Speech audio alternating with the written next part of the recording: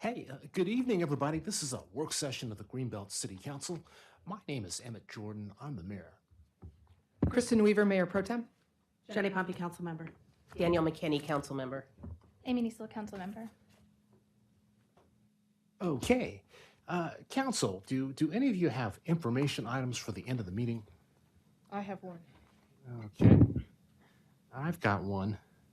And I think the city manager, you have one or two? I have two meeting-related Okay. information items. Okay, well, let me just say that this is a work session. It's a budget work session, and tonight we'll be talking to some of our recognition groups and contribution groups as a subset. But since this is a work session, we do hold these work sessions on Mondays and Wednesdays several times a month to exchange information with community stakeholder groups or to gather information from staff, advisory boards, or residents. No votes or formal actions are taken at these work sessions. Our work sessions and meetings are open to the public, except for executive sessions as authorized by state law so that residents and others can observe council's deliberations. We do strive to provide reasonable opportunities for the public to voice opinions on matters being considered, and we'll pause periodically for public comment.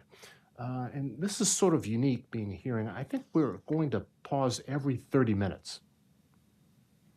Or actually, well, we'll cross that bridge when we come to it.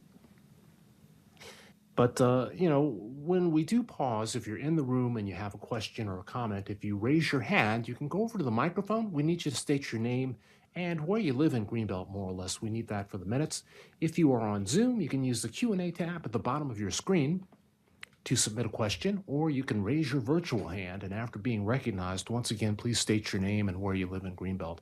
Also, with the Zoom, we do ask, or we actually insist that you write your name in so that we know who you are. We won't accept an anonymous comment, which is that's just the world that we're living in today. Now, on the other hand, if you're watching on cable TV or you're maybe watching on YouTube, you can submit a question, of course, cable TV. You can submit a question to us just by sending an email, questions@greenbeltmd.gov. So we ask that you hold your remarks 3 to 5 minutes, and we're all neighbors, so we expect a level of civility in the conversations that go back and forth. It's sort of like a contract between us and you, so we'll do the same. So as I mentioned tonight, we're on the home stretch of the budget process. So we've got maybe 3 or 4 more sessions. But tonight we're actually talking with recognition groups. And, the city of Greenbelt, we're very intentional about what we do. So these recognition groups, the city does provide in-kind and financial support to a broad way of Greenbelt-based not-for-profit or community organizations through the recognition group program. The primary purpose of the organizations that apply as recognition groups should be to provide, or what we're looking to do is to provide or underwrite ongoing cultural, athletic, recreational, civic, service, or social opportunities which are open to the general public. So the benchmark is these activities should reflect significant participation and benefit to Greenbelt residents. So at this time, I'd like to acknowledge and recognize our city manager, Jose Samaron. Mr. Samaron, how are you tonight? I'm doing great, thank you, Mayor. And we're joined by the Recreation Director, Greg Varda. Hello. And Nicole DeWald, who is our arts coordinator. Did I get supervisor? Supervisor. Thank you very much. Good evening. Okay, thank you so much. So do you want to tee things up before we begin to kind of go through this process? I think you explained it very well, Mayor. I would only add that the volunteerism that these groups provide save the city thousands and thousands of dollars. One staff person could cost upwards of $100,000, where this group's financing all these groups is slightly over $100,000, and they bring so much programming to the city, both sports, arts, and otherwise, how they're very valuable to the city. And then I also want to thank Nicole for her input on this program, and Kathy Prack, who did a lot of the administrative work and had it all mapped out for one work session and had to go back to the drawing board and reschedule these groups for a second work session. So thank you to Kathy and the other groups for being able to reschedule too. So it's a good program. We provided you with a memo to give you some background and input from the grant review panel. We hope you found that informative. And we would also welcome the opportunity to meet with you sometime this summer to review the recognition group process. It has expanded a lot since it was adopted back in FY18. So we'd like to talk through some things with you and get your perspective on how you would like to see the program run in the future. Yeah, I appreciate that. I think it's a great idea. It has been about 6 years since we started doing things this way. So we've got, they're all recognition groups, but some are contribution groups that are asking for funding. And that funding is either operating funding for ongoing expenses or it's for a specific project. That's correct. And the process, there's a committee, not council, that actually goes through these applications and takes a close look. And that the committee, they are volunteers who are based in Greenbelt. Yeah, they're representative of 5 advisory boards. We had a little bit of a problem this year getting it full, but we got 3 of the 5. So we were still able to get input, and they were still able to provide council with a recommendation for each group. Yeah, 3 out of 5 isn't bad. And they ranked they actually looked at the proposals and they kind of ranked them on a scale from 0 to 100. That's correct. I'll let Nicole explain that. That is her. Sure, I'd be happy to. All of the applications, both project and operating grants, are scored on a scale of 0 to 100. It's important to note that the scores that you see in here do not correlate with your elementary school letter grades. So nobody need be alarmed. Anything over 70 is considered very good or excellent.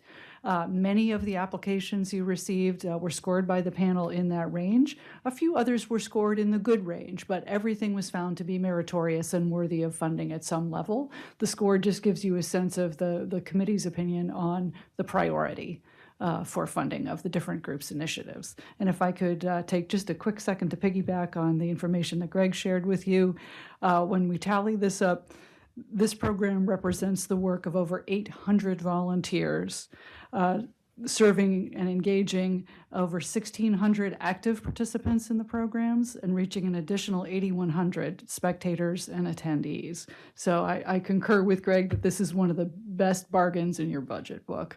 And I do also want to thank all of the recognition groups and their wonderful leadership and membership.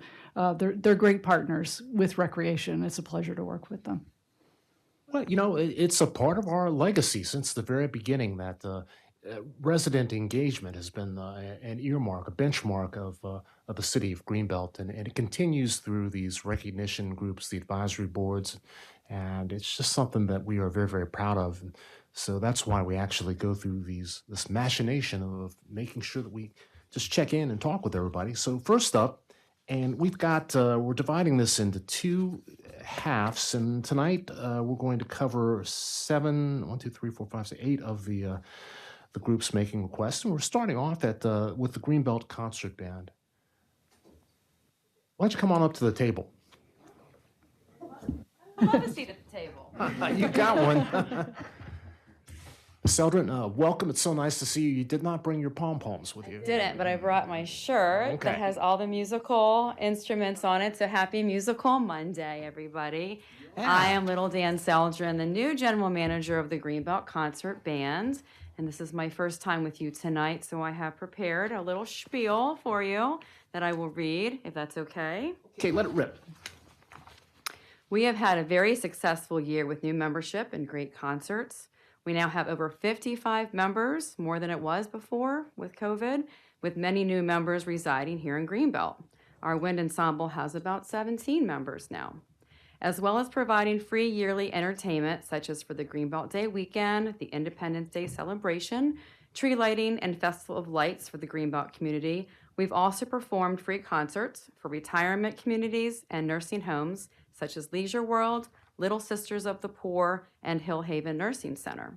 We played for the students from Greenbelt Nursery School, where the kids helped conduct and learn about the musical instruments.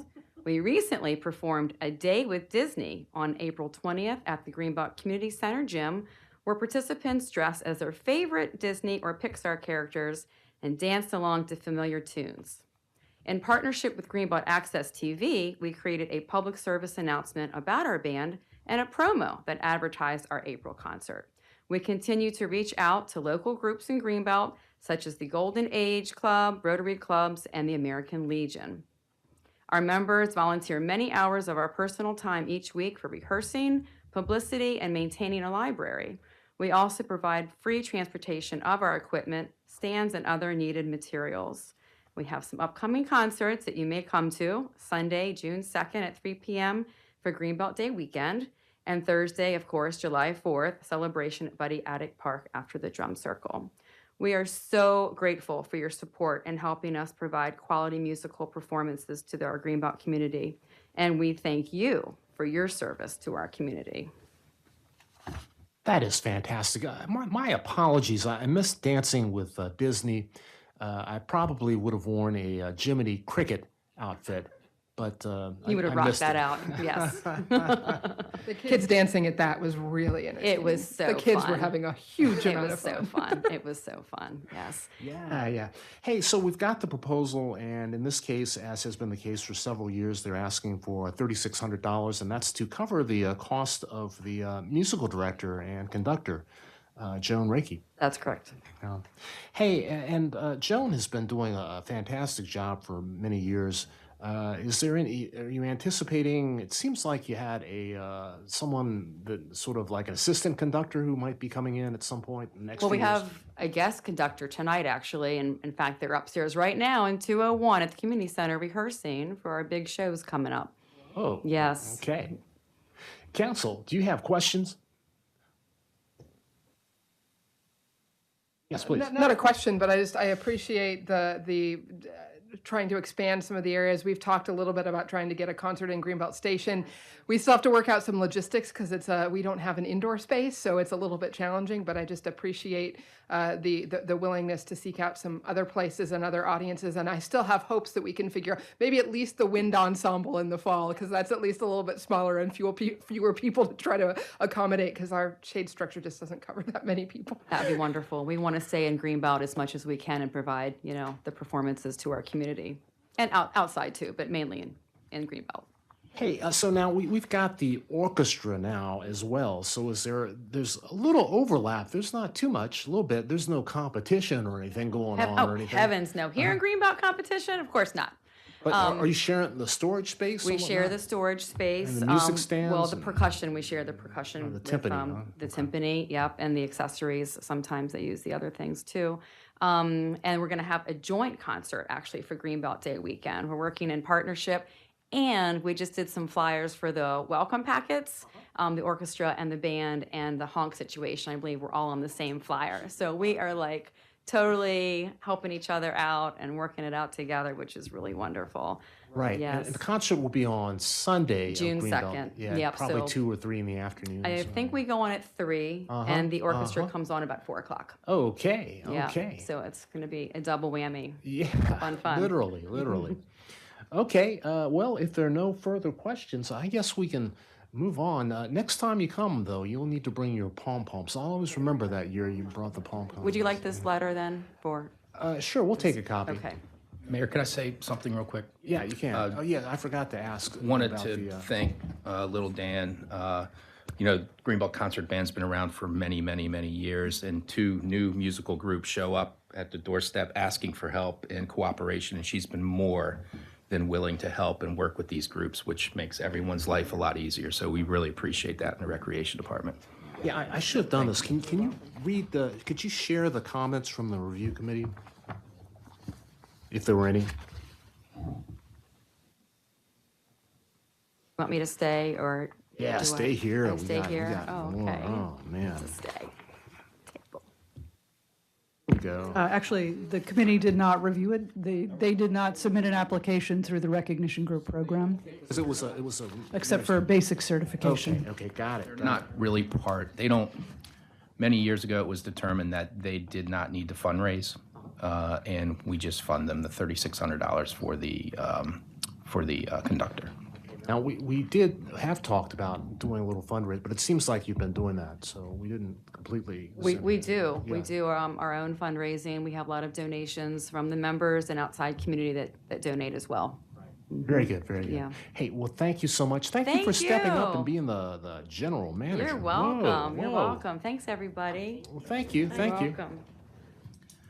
Well, let's see. Next up, we got, what do we got next? The Greenbelt Black History and Culture Committee, I believe, is next. Will y'all please come on up to the table? We can pull a couple more chairs up here if you want. Or...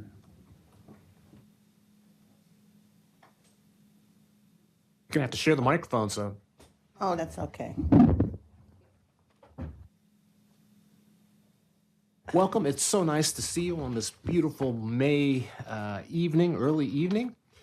And you submitted a couple of, thank you for the application. And you submitted a couple of additional pieces. So your statement, mission statement is new. Would you like to read it or share it? Or do you have a little presentation for us? Speaking of the microphone, though. Okay. I think it's important to understand the background and history of the Greenbelt Black History and Culture Committee. When I moved here in 2009, I was really struck by the fact that there was nothing happening in Black History Month in Greenbelt. And I thought that was a little strange and odd. And other people thought it was a little strange and odd. And it wasn't until 2018 that a group of Greenbelt residents who believed that Black History Month should be celebrated in Greenbelt in order to ensure the culture and history of all residents living and working here were acknowledged. In many communities, Black history is shared and discussed 365 days a year, and February becomes our anniversary month for special events and activities. The founder of Black History Month was Carter G. Woodson, and his organization, the Association for the Study of African American Negro Life and Culture, was established in 1915. The association identifies the theme and focus for each year's Black History Month program. So, for example, 2025 is African Americans in labor.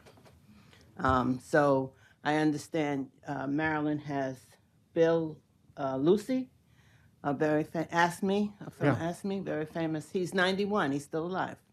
Bring him here. He's in Montgomery. Well, we just found out about him, so our mission is to highlight and celebrate the contributions of Black African Americans in American history and culture from the past to the present and towards the future. The committee will design programs with the goal and purpose of celebrating and honoring the African American diaspora.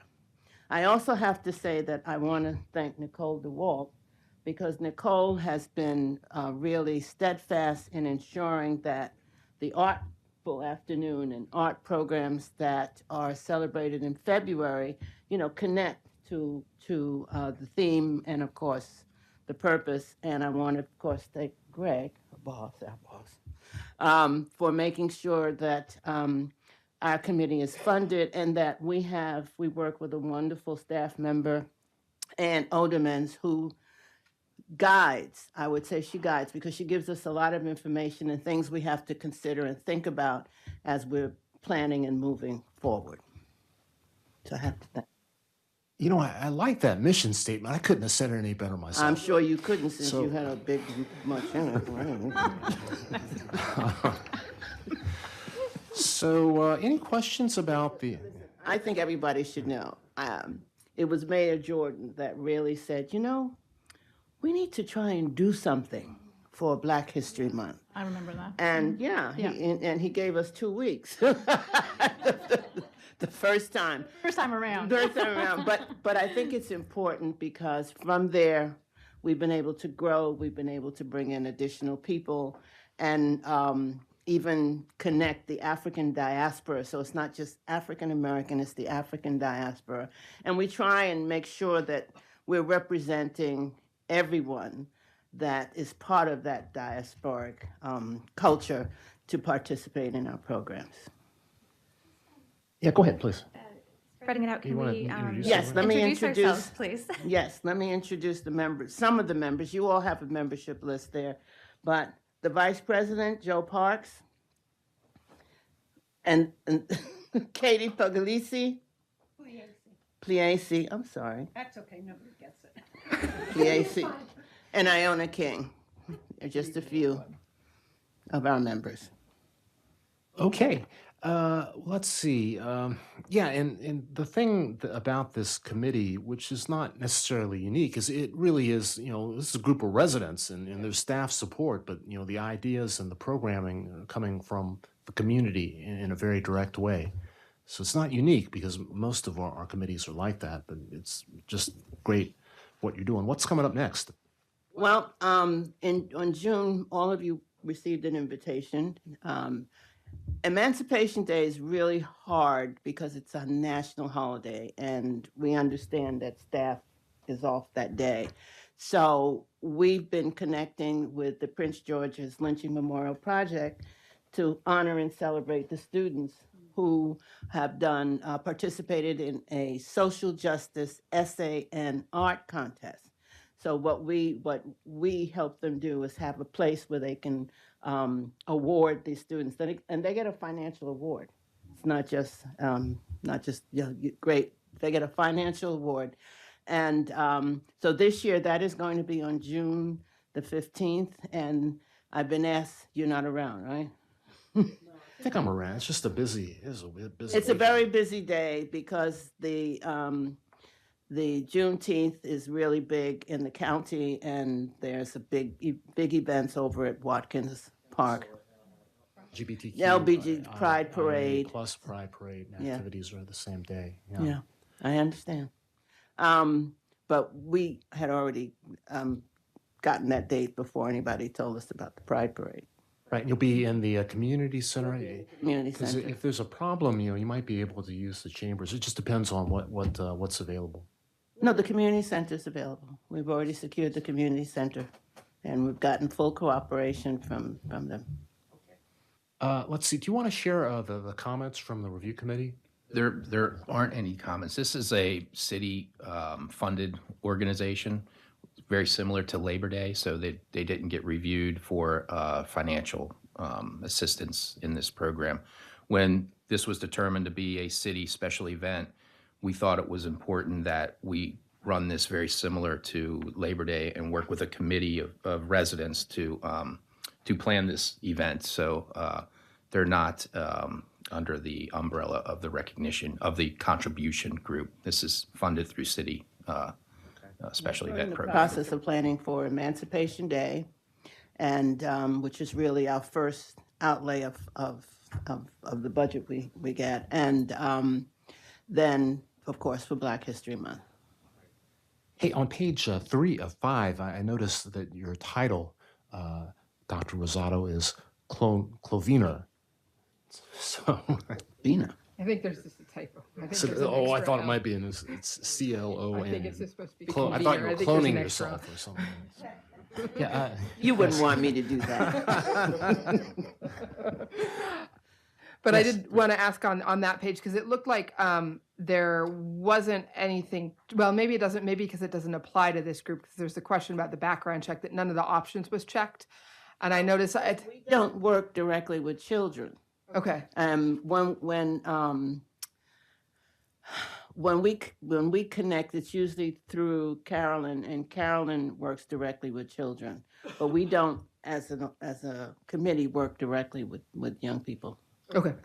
I just noticed there were a few, I think, and I appreciate that it looked like there was the option for electronic forms, but sometimes they're,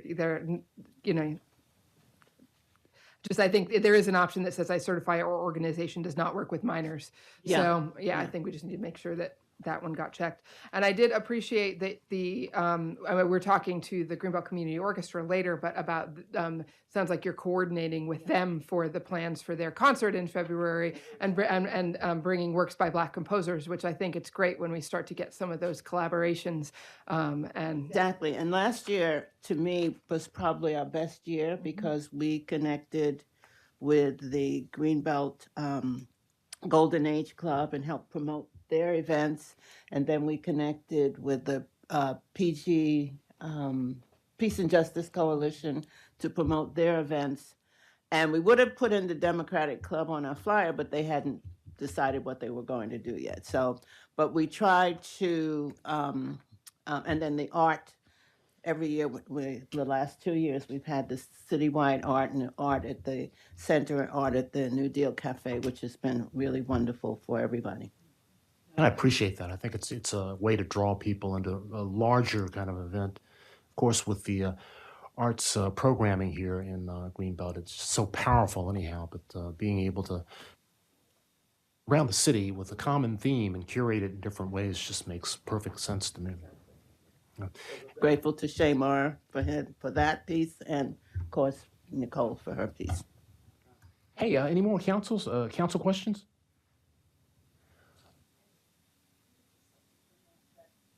Oh, sorry, microphone, so people online can hear you. I'd just like to point out that many of our performers for our cultural event come from our public schools.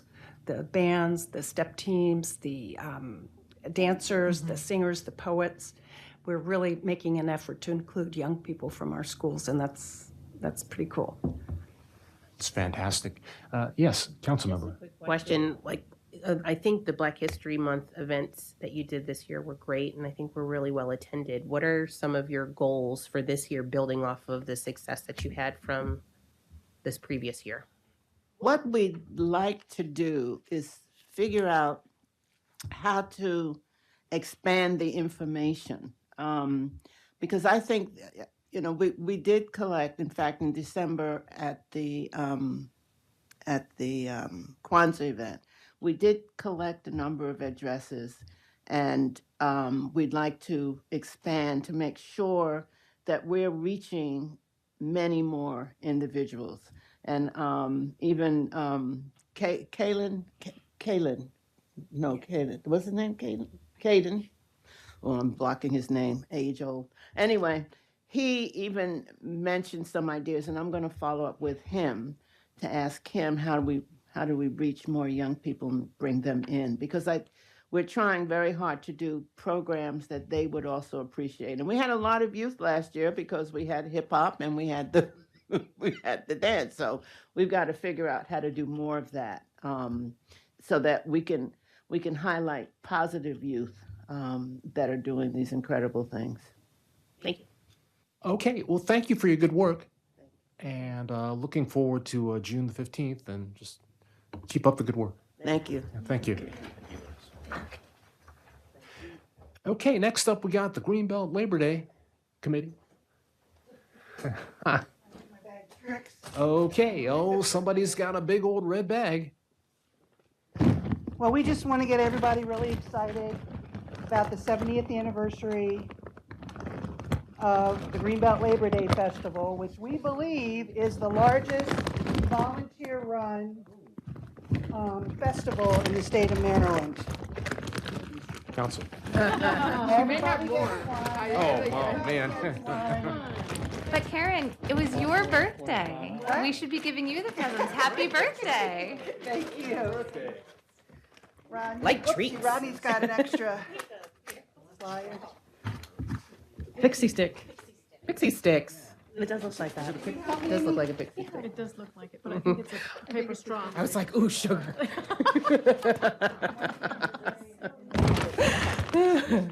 So I'll answer questions and stuff while that's going around. There you go. Well, welcome. It's so nice to have you here, and it's so nice. President hat. Yeah. So, Thank you. Yeah, congratulations. So here we are. It's a 70th anniversary, and it's going to be a fantastic festival coming up. And how many? That's only 4 more months, 3.5 more months. So how's it looking so far? So Linda has stepped into the president emeritus role, and she's also doing the entertainment and Right, she's doing what she does. doing the stage and the entertainment, which is, a big piece. What really brings people down to the festival grounds is that live entertainment. And we always look for a real diverse group of musicians and performers, so we're really excited about that. I think the 70th anniversary is probably something that we really want to pump up as often and as big as we can. So we're going to do 70th anniversary T-shirt design contest, working with the Arts Council, and we're also checking out whether we can do some oral history projects on video, having people reflect on their 70th anniversary memories or their festival memories. And then I think the best news is that we had a really good year last year. We had a real concentrated effort on fundraising and sponsorships. So we have a nice rainy day fund that we recover, that we're ahead of from our pandemic. Those couple years that were a little light and a little unsure. So we're very excited about continuing to get those community donations and sponsorships.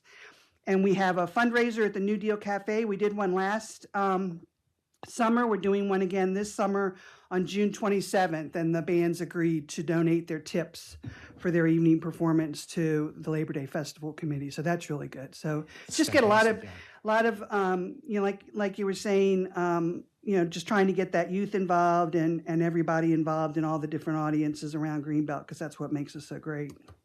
Yeah, it's a fantastic event, and the fact that it is volunteer run, it just takes, it's such a heavy lift, but it is so impactful and it touches so many different parts of the community and people from all over the state, from the DMV, from all over. People, it's like a homecoming, like you said, the oral history for those folks. And from like St. Hugh's, I know St. Hugh's alumni come together and meet, and they golf for the weekend. And I mean, the families, the really, really large Greenbelt families get together. So it is a destination.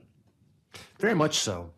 Hey, just a couple of questions. So I know, the operator, the carnival operator, is it going to be, who is it this year? Is it Same, the same? Galen family. Galen family? I don't know if they still go under Rosedale. I think it might be a different name, but it is that Galen family and they'll arrive on that Monday. Any window you look at here, you'll probably see trucks and trailers and horses and elephants. No horses and elephants. But that would be something. No. That would be something. Heads up, because last year I think they got here a little bit early, which was okay. And so, yeah, no parking. That's not it. For Just Monday night? No parking for the community center. And I'm just curious, Rosedale, that's like a neighborhood up in Baltimore. Is that what the connection is? I don't know. I don't know that, Okay. what their history is. Now, one thing that has changed over the years is just the booths and the way the arrangement works with the booths. And it's been hard, organizations throughout the country just that depend on volunteers. There seems to be a generational shift. So one of the things that's really quaint, really special had been about the Labor Day Festival is in order to be a vendor selling food, you had to be connected to a Greenbelt organization. Right, you have to be attached to a nonprofit. Mm-hmm. Which is great. And so but there's been a shift. It used to be mostly volunteers from the nonprofits would be out there working the booths. So is that going to be pretty much the same as last year? Yeah, I think pretty much the same as last year. But yeah, that is a real struggle, and I think that's what is an opportunity for some of those nonprofits that might not be able to reach the community through selling. They can, be there on Information Day on Saturday, get the word out, and get people excited about what they're doing. Right.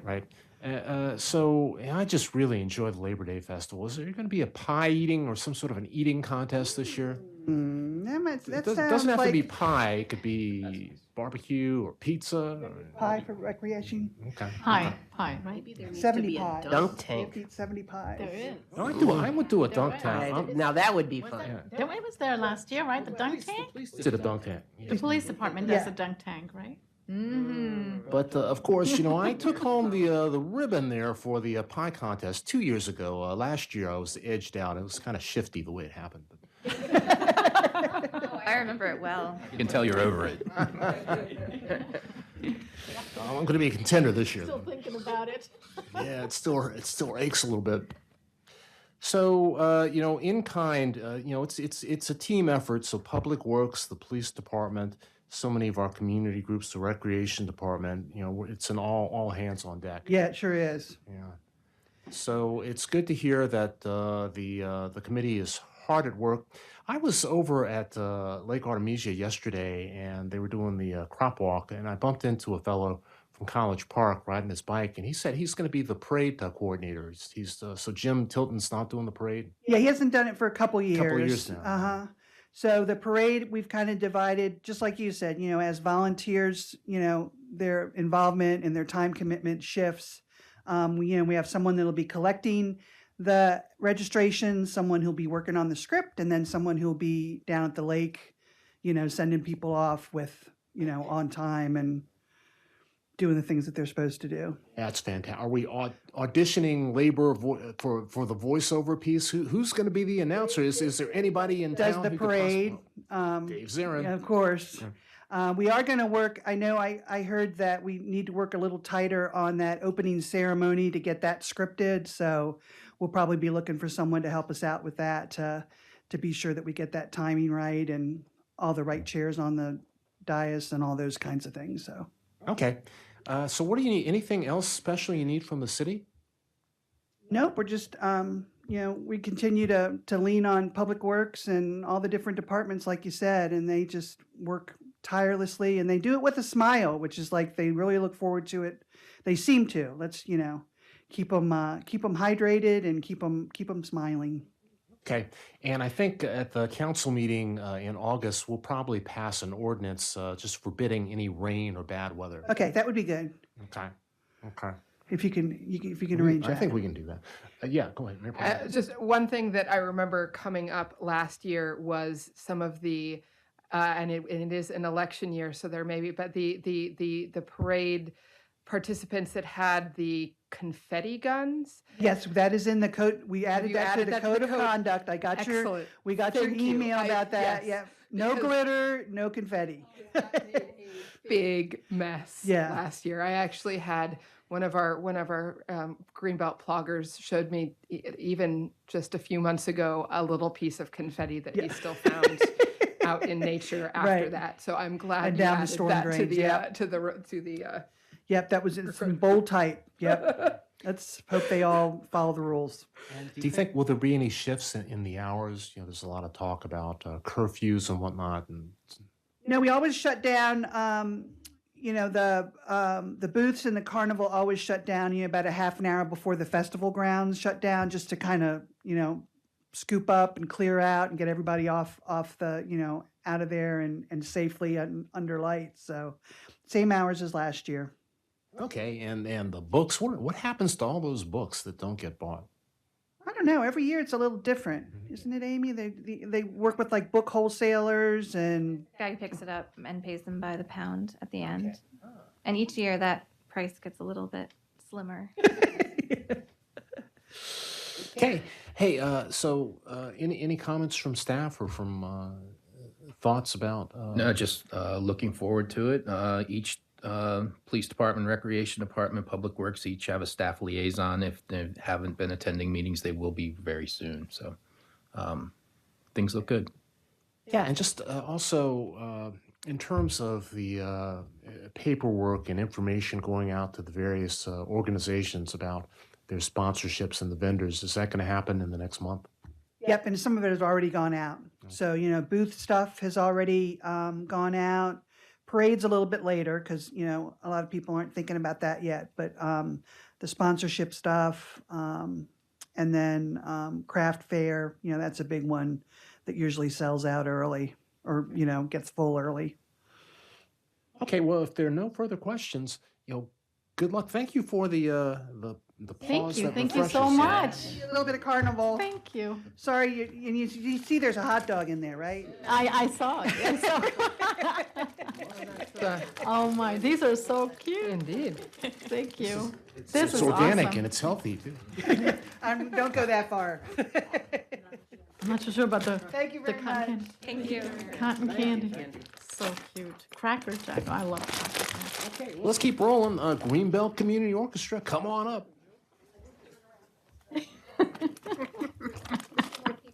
Yeah, we're 5 minutes ahead of schedule, so I don't know. Well, they're here now. Are you short a couple of people? Do you want to? Okay, we can pause for a few minutes. Sarah online. We could pause for questions. Why don't we do that? You see if Sarah Rusk is online? I don't, no, I don't see. Okay, and Councilmember Pompey just brought up a good point. Let's pause. Is there any public comment so far? Anything in Zoom? No.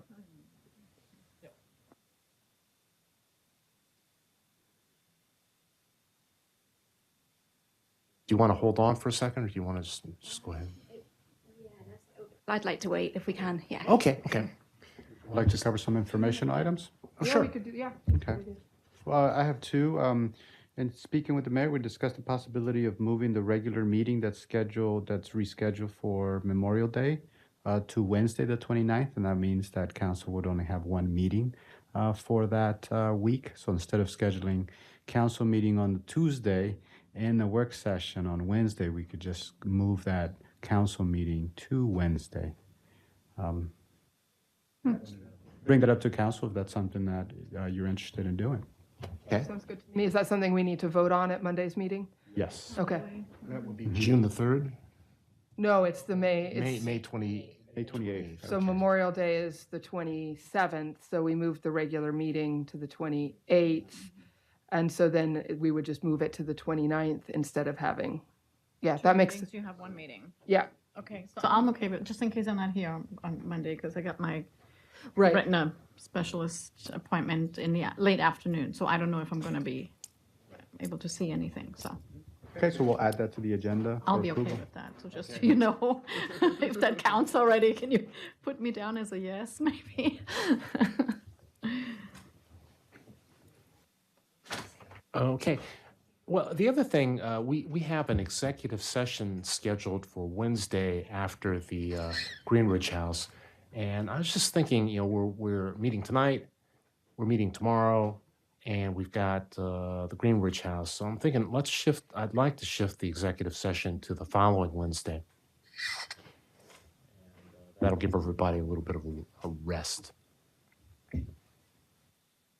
What would that date be?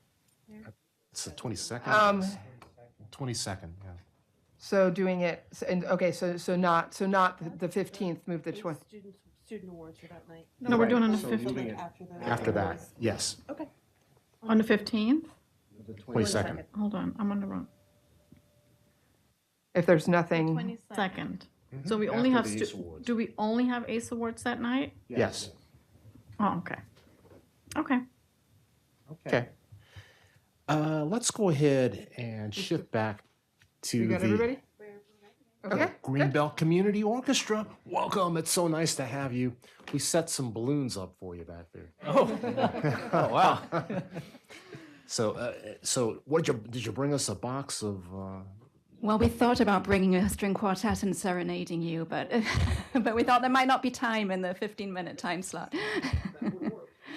Hey, so congratulations. This is it's just a momentous start this year, and actually having enough people, enough musicians, and just seeing the amount of community support. Your concerts are sold out, practice standing room only. So it's really, really exciting. So do you want to talk a little bit? I don't know if you have a presentation or if you just want to give us a quick overview of what you're just something in general, that's fine. Yeah, I can give a quick overview. Before I start, just to introduce Derek, who's our principal conductor. Susan Stewart is our concertmaster and vice president. Katie McCarthy is at large on the board and our lead cellist. And hopefully online we have Sarah Rusk, who is our secretary and also first violinist. Okay. So we've had a great year so far. We started in the summer. We've actually had about 100 people sign up, although only about half of them have actually shown up. But still, we have between 40 and 50 musicians, which is a great size for an orchestra, of an amazingly good spread of instruments. So we haven't ended up with 20 trumpets and 2 violins. It's been good. So we started rehearsing in July. We gave a concert in November, another one in March. and we have one planned for June 2nd for Greenbelt Day weekend. And we're going to be playing Aaron Copland's music for The City, a film which was partly filmed in Greenbelt in 1939. So that's exciting. Greenbelt has its own theme tune, which Aaron Copland wrote for us. We're also planning a joint event with the cinema that's on May 21st, where they will show the film and we will demonstrate some of the themes. And we're actually going to have them cut the sound and we will play the Greenbelt music, just a small, about 8 of us, because we don't all physically fit in there. But that should be fun. And then they'll bring the sound back and finish the film. So those are our plans for our first year. And then, as you know, we've applied for a grant for next year. We would really like to have a more diverse repertoire. The problem is that that's expensive. So the music we've been playing so far is all public domain. So each musician prints off their own part. It's free online. But that does restrict us to dead white guys, basically. So if we want to play anything by women or by people of color, then that is expensive because it's more recently published and we have to pay for the rights, we have to rent the parts. So for the Aaron Copland, we did also have to pay the rights and rent the parts, but that was relatively inexpensive because not many people ever perform the music for the city. The parts are handwritten, almost illegible with things crossed out, but it was relatively cheap. So we would very much like to give a concert next February of Black composers, and it's pricey. We did look into how much it would be, but there's a lot of very exciting music out there. Derek has been negotiating with a living composer who gave us a pretty good right on playing one of his symphonies.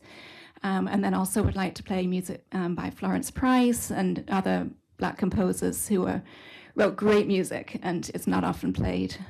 William Grant Steele? William Grant Steele, yes. There's a lot of good music out there. So that's the plan. Our concerts are all free.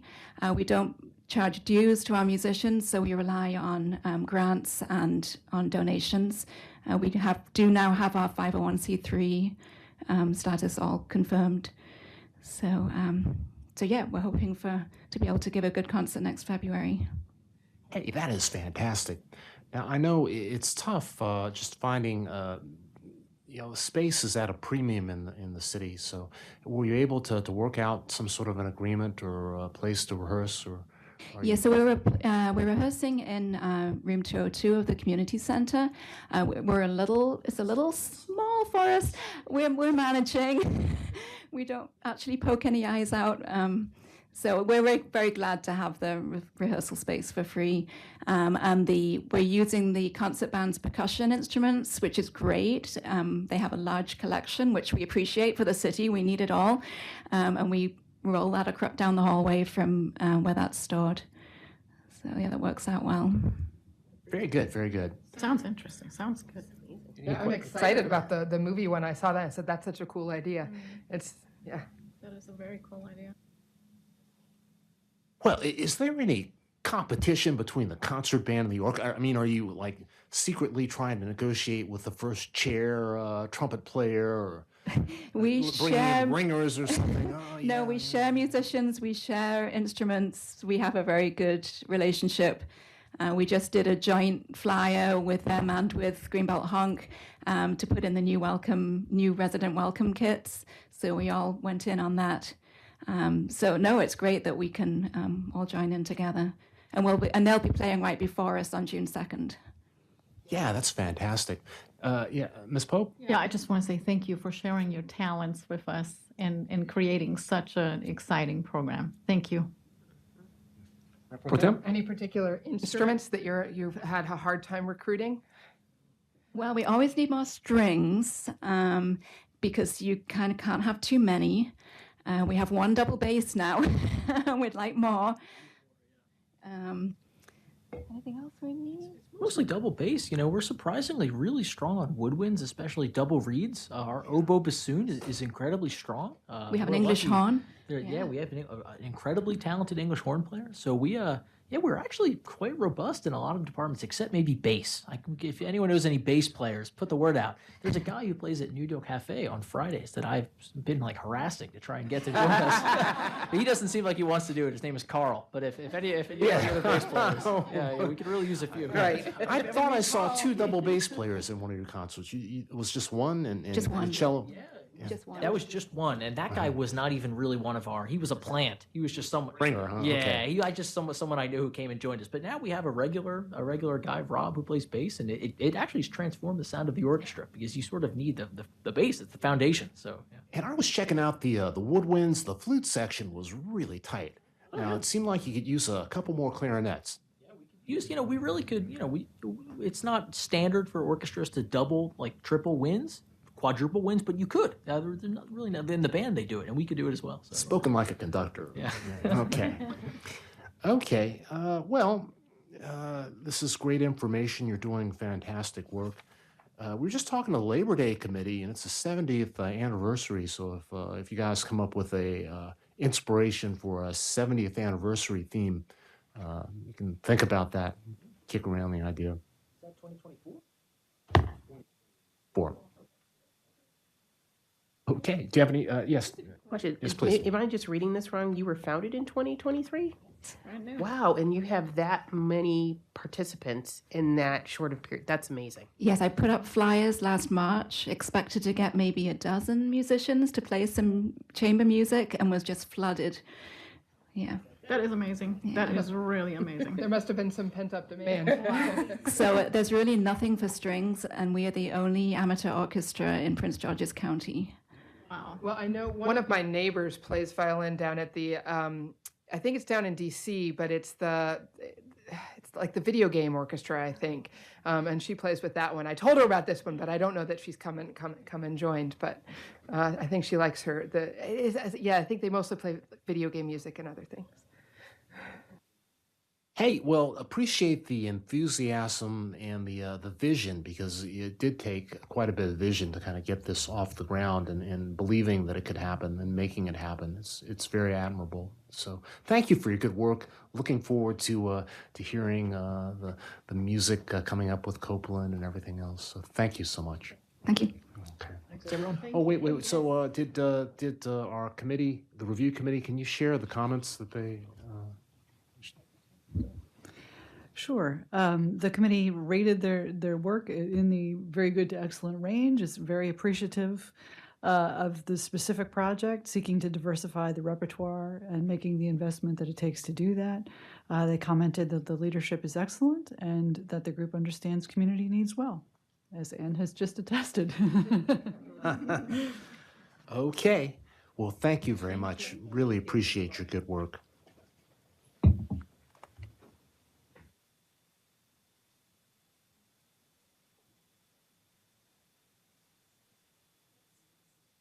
Okay.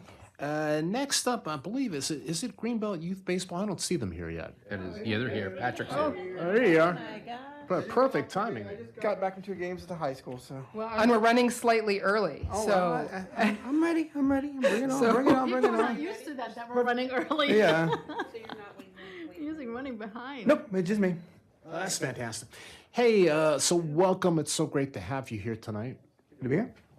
And it was so much fun, kicking off the Little League youth baseball, first throwing out the first pitch. And I'm not going to brag that I'm the only one that actually got the ball across the plate. You with a were not. strike. You With- are with- not. With a strike. No, you were not, because okay, Danielle several- did just as well as you several did, of I us think. kind of rolled No, over the Danielle plate. got it. No dirt ball. I mean, yeah, okay, I had a dirt ball, I'm sure, but Danielle did not.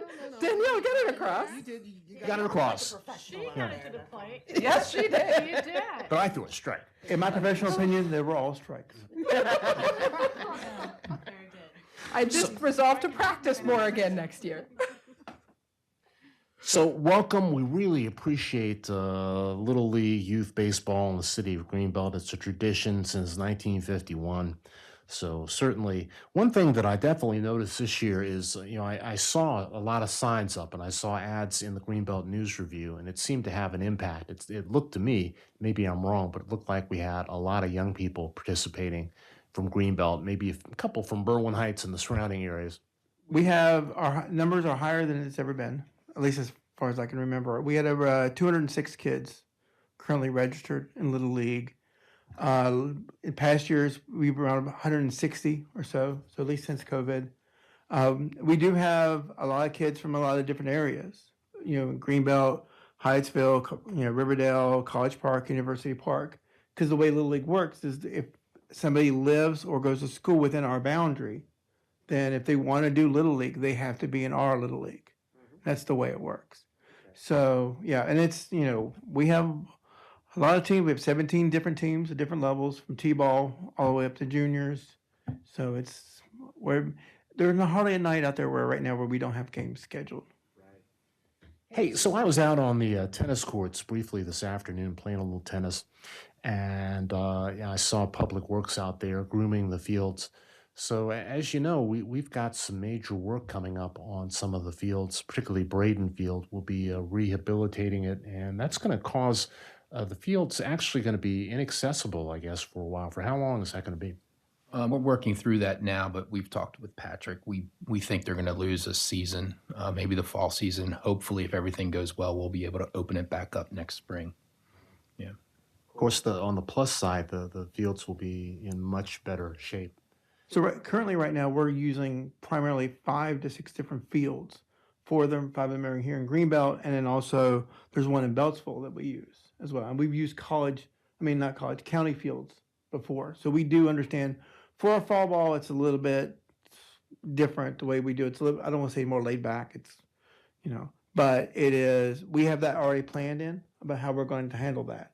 So, we're going to use county fields or use, McDonald, but we are very excited about the potential of the changes coming to Braden too. And like you said, we worked closely with the city to come up with suggestions, idea how to make this work for everybody. Right. So, yeah, just curious. Hey, a bunch of council was down by the Trinity Church Assembly of God Church down there in Lanham for the ribbon cutting for the composting facility. And of course, that's right at the boundary of Greenbelt. But right next to there is Lanham Boys and Girls Club. It looks like they have 3 or 4 baseball fields. Do they still own that, or? I think they still do. I don't Do know. they use it? No, we don't use those because I think they're their own. We typically work closely more with the county fields and the Prince George's County fields and arts. Depends on what we need. We've reached out to other ones in College Park and some other ones to try to see what we can find. But we're a little bit tied to what we can use. But it's something we can look into in the future. There's another one over there a little bit further down. Good luck. I guess it's New Carrollton actually owns that field. Yep. So it's like I said, we have a pretty big boundary. Fantastic.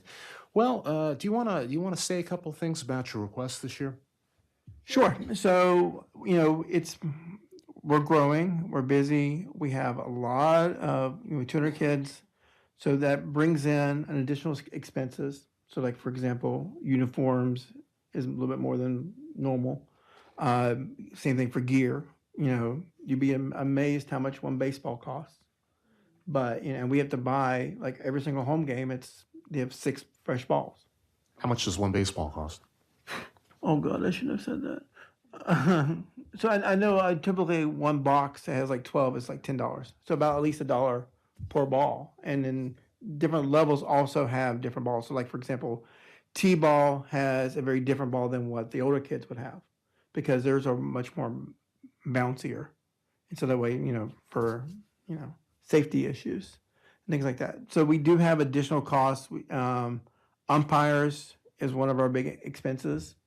But one thing that we are doing to try to limit that is we are planning on training some of our previous players, for example, my son, to come and be an umpire for some of the lower levels. And that's cheaper than what the other umpires would cost. That's nice training also. You can probably take that training and go make some money. Exactly. So we'll pay them a small portion of what we would pay the other group. To do that, we are, like one thing we did do is go through an inventory and see what type of gear we have so that we don't need to go through and just buy all the same gear every year. Hey, we have catcher's gear. We have some other ones that we don't need to go buy as much or do an inventory of the balls and things like that. So we did go through and try to, limit expenses if we needed to and stuff.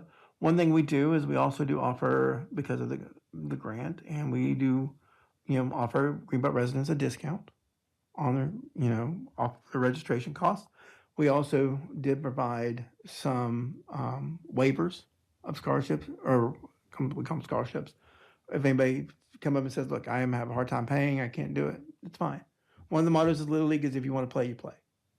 So, finances is not something that will stop somebody from playing. Is there like an adjusted rate if a family has 2 or 3 Yes. kids playing? Yeah, there's an additional discount that's applied for 2 or more players. So we have all that going in there. We also have fundraisers. So, and bingo. Yeah. Hey, now the food shack, or whatever you call it over there. Snack shack. Snack shack. Concessions, excuse me. So that's changed a little bit, and maybe it's because of health regulations. We used to have cheeseburgers and Hot dogs. I missed the hot dog. hot dogs. Yeah. Sorry, I need, that's part of the issues that we have is, one, because of food safety, just to make sure of, you make sure, I don't serve you a raw hot dog or a hamburger, especially. But the other issue that we do have is because of it used to be McDonald was our main field. Like all the kids from 9-year-olds through 12-year-olds all played in that one field. Now only one small group is at that field, and everybody else they're all over the area. So one thing we are hoping that when we work closer and get the improvements down at Braden, because we use 3 of the fields at Braden, that we can do something special more with that snack shack to cover those fields and to cover the ones at McDonald, to kind of centralize kind of everything. We do that. That's one of our goals. It seems like Boys and Girls Club are out there on Braden using the snack shack over there during the year. At least I've seen in the past. I think I've seen them. Maybe it's just in playoff games. Yeah, there is a shack there that's shared by the Boys and Girls Club football program and Babe Ruth baseball program. But part of the plan when we refurbish the field is to make Braden 2 the Little League Premier field and have a snack shack that they can use as well. And Braden too. That's the field that's right there behind the batting cage, or the pitching cage. It's closest to the pool in the youth center, that field. Yeah. It's fantastic. One thing that I wanted to ask about is with the sponsorship. So it seems like you've got a record number of participants. So are you thinking that there's an opportunity maybe to kind of up the corporate support a little bit? That's one thing we do need to do. We are doing our typical fundraisers, like with Chipotle, Jersey Mike's, Mod Pizza. These like this week or next week? That was Or a couple of days that's ago? Mod Pizza. Yeah, Chipotle was about a few weeks ago, and then like Jersey Mike's actually reached out to us and said, "Hey, we'd like to do a fundraiser with you." I'm like, "Okay." But one thing we used to do in the past, we've been hesitant to do ever since COVID, was to reach out to local companies and stuff like, like the gas stations and things like that, to say that. But one thing we have done is also, like, for example, we hosted the first tournaments for Little League last year, and went great. And I'll mention the fields in a second about that. But one thing we did is, like, we did fundraising through that, and we did a mini snack shack down there, and that was done down at Braden too. And we got pizza from Mod Pizza, not from Mod Pizza, from DMV and Generous Joe's. And we told people, and got drinks and stuff from Co-op. And told people, hey, we hold up, and DMV gave us a bunch of signs to hang out there. Yeah, I like the folks over at DMV Pizza. They're very supportive and nice people. So I'd like to. It seems like they don't get as much credit or as much involvement as they might deserve. Mr. Roberts. I was wondering what was the driver in the big change in the fields? You can have more kids now, or Yes. The main one is size, because of the size of the fields. So, for example, the older kids can't play on Little League requirements. So we need to, our intermediate groups will play on Braden 2. Our juniors play on Braden 1 or some of the other county fields. just because of the size of them, and stuff like that. And but our goal is hopefully with Braden too, when it comes to kids, we can be more adjusting of the sizes and go from there. And t-ball can be anywhere. Well, it's great that you actually have more kids now. So Oh yeah, that's a good thing. we're thrilled by the thank size of it. So, I think the advertising that you did, from what I saw a lot of it, so I think apparently that worked really well. Hey, do you want to share what did the committee have to say about the proposal? Sure. They scored in the 70. They scored 74 points, which is very good. The reviewers' comments were they struggle with parent involvement, but still have a good number of volunteers. Would like to see more fundraising outside of membership dues to offset significant city funding requests. Okay. Can I speak on the parent involvement? So one thing we're doing this year, we have a very active board member who has gone through and worked on creating parent involvement. We're requiring parents to help out in different ways. So like for one good example of that is every team we're asked to have a bingo coordinator for the team, somebody that can help us when we get to Labor Day to help coordinate bingo for the team and also help out with communications or help out with coaches and they go from there. That's what we want. We're trying to build that, community feel everybody needs because everybody in Little League is all volunteer. So, and unfortunately, some of our board members have kids that have aged out or getting ready to age out. Mine's aged out 4 years ago, and I'm still here. But anyway, so that is something that we are working on doing. Yeah. Well, I'll tell you, the bingo at the Labor Day festival is really popular. People love doing that. Oh. So I was really honored to be able to actually call out a couple of rounds of bingo there. It was fun. I would like to open the floor to anybody who would like to come and call some games at bingo. Absolutely. I know Amy will. But yes, absolutely. Come, call. We'll be glad to have you. It was I'll help you practice. I did. Pressure. My voice, I lost my voice in the mornings. Yeah. Which was, my wife was very happy about. So, but it's okay. But anyway, yeah, we make it easy. It's a piece of cake. The kids from the Honor Society, National Honor Society from the high school are excellent. They are very critical in what we do, and we are very thankful for them, for their help. And, come on. We'll be glad to help you. The Honor Society kids are carrying the card, selling the cards and whatnot, or carrying those Yeah, around. and yeah, picking up they collect all the tokens. coins. Yeah. They're our runners. Is Pope? So you're looking for sponsor. You need a really big sponsor, right? Yeah. It'd be Yeah. really cool if one of our local businesses would sponsor, the shirts or something and saying sponsored by, and Oh, put absolutely. banners up and stuff. The thing to note is we have asked about sponsors about the Labor Day Festival. They have a different. We've been told they'd rather have sponsors for the Labor Day Festival in general, Mhm. and maybe not just for bingo. But the other one thing we do is a great partnership is with St. Hughes. They've been very helpful. The cards all say St. Hughes on it. And one thing they're going to do for this year, I'm hoping, is we're going to put the tents up all around, little mini tents. So, the word is missing me. I'm forgetting it. But, canopies. We're going to put them all out the entire time. That way, hopefully, give people a shady place to sit and not to worry about rain as much and stuff like that. So, yeah, anything we can do to promote, and if we can work with other organizations, I want to do that. So, one thing I do want to make sure, and I told people I was going to mention this, we had the parade, the tournament last year, and I know, it rained a lot during one of the games, like an inch.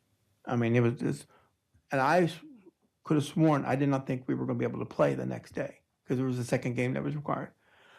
The Public Works did an amazing job with that field to make sure that the fields were in great condition. You could not tell how much it had rained the day before. And the district coordinator he's like, really? he was really surprised. So I wanted to make sure the city council knew how much they worked to get that done. Definitely share that with Public Works. They take it. They take their jobs very seriously. So it's more than just a job. Hey, speaking of tournaments, please keep us posted when there is a tournament or some significant. Yeah, of course, every game's significant, but a special game, a playoff game. Let us know, and I know council members. And fundraisers. 'Cause Fundraisers I too. didn't know about the Yeah. Chipotle fund. I didn't. Maybe I missed it. I'll be Might sure on to my share fault, it. but- I'll be sure sharing information, and we're planning on hopefully hosting 2 Little League tournaments this year. So I would definitely let the city council know. Yeah, definitely. And if council's able to watch more baseball games, maybe more of them will be able to get the ball across the plate. The watching doesn't help. You're welcome to come and practice. I did dig out. I have a very ancient baseball glove that I think belonged to my father. So I did dig that out to practice at least a little bit. There you Wasn't go. enough, but I did practice at least a little bit. It's properly broken in, probably. Hey, thank you so much. Pleasure meeting you. Okay. All right, thank you all. Have a wonderful day. Thank you. Okay, next up, I believe we have the Greenbelt Business Alliance, and it looks like you're here now. Yeah. Welcome. Oh, no, it's a pleasure. Thank you. Okay, because, all right. I brought in my proposal because we did it so long ago, we don't remember anything that's in it. So welcome as a part of our budget process. We consider requests for using city facilities and financial support.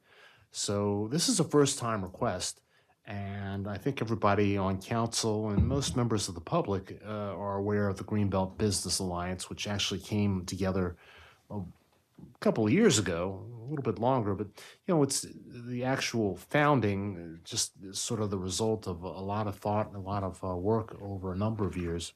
So we're really, really appreciative of what you are doing and the plans that you have. So why don't you kind of just walk us through, your mission, your goals, and what you're hoping to do with the grant support. Of course, I forgot if you could introduce yourselves to the public. Sure. My name is Mona Reza. I am the current chair of the Greenbelt Business Alliance, and I inherited from. And I'm Kim Cash. I'm one of the founders of the Greenbelt Business Alliance. And so the two of us worked together to put together this proposal, and we're both still active in the group to sort of push it forward. So this was actually an idea that came from a lot of different places. We're trying to think how could we have the most impact and bring a lot of attention to the city of Greenbelt and the Business Alliance.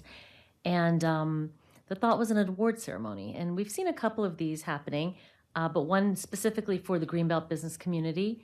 And what that would involve is really getting out, engaging the community, developing the systems, and we've been working on that for nominations and getting a lot of excitement around it. And creating an event in early 2025 that would both, what's the word I'm looking for? Amy, what's the word I'm looking for? Celebrate the businesses that win the awards, but also bring their families and other people in, commemorate, Sorry, I'm still stuck on that. Go ahead. You were miles ahead. But also highlight what we're doing. It'll force us, because we all have day jobs, it forces us as the Business Alliance to really get out in the community and meet people and bring them into the Greenbelt Business Alliance and get them more involved with the city itself. One of the things that we're hoping that this will sort of be a good tie-in for is this is a separate project. This is not what we're coming here to you for this evening, but we're working on putting together a directory of Greenbelt businesses. And so in that process, we are trying to become familiar with who's out there. And so we thought it would be really fun to celebrate who's there by, using this proposal to, have people vote for their favorite dry cleaner or their favorite this or that, or, whatever service. There's a million services in Greenbelt. And in January, if we can have collated everything and figured out, who's the grand prize winner, then we can have a celebration for those people, but also have a big sort of a get together of the Greenbelt business community generally. And we felt like that would be a nice little cherry on top of this business directory that is sort of the bread and butter of what we're working on right now. And we'll be able to kind of present it to everyone. Yeah. That's fantastic. I think the city, we're working on sort of updating or bringing together a directory as well.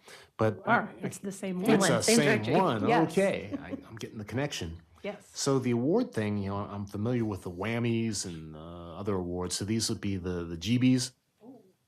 I haven't gotten that far. Greenbelt businesses and GBs, and GB okay. award. I don't know, is that too much like EBGBs? Yeah, we're going to have to find a Greenbelt marketing organization to help us with Well, this. we have Julia. We who have can help, but we have Julia. That's one. a marketing volunteer who helps Yes. us. Yeah, so that's the idea that we're figuring out how to sort of celebrate the work, the bread and butter work that we're already doing in conjunction with the city. And this will be a great first kind of project because this is the first time that we've come to you as a new organization for a grant. So what did the committee have to say about this proposal? It was a very welcome proposal. The committee rated it in the good range, meritorious, worthy of funding. They commented on the clarity and the definition of the project. That was very helpful. Lots of value they see in highlighting the Greenbelt businesses.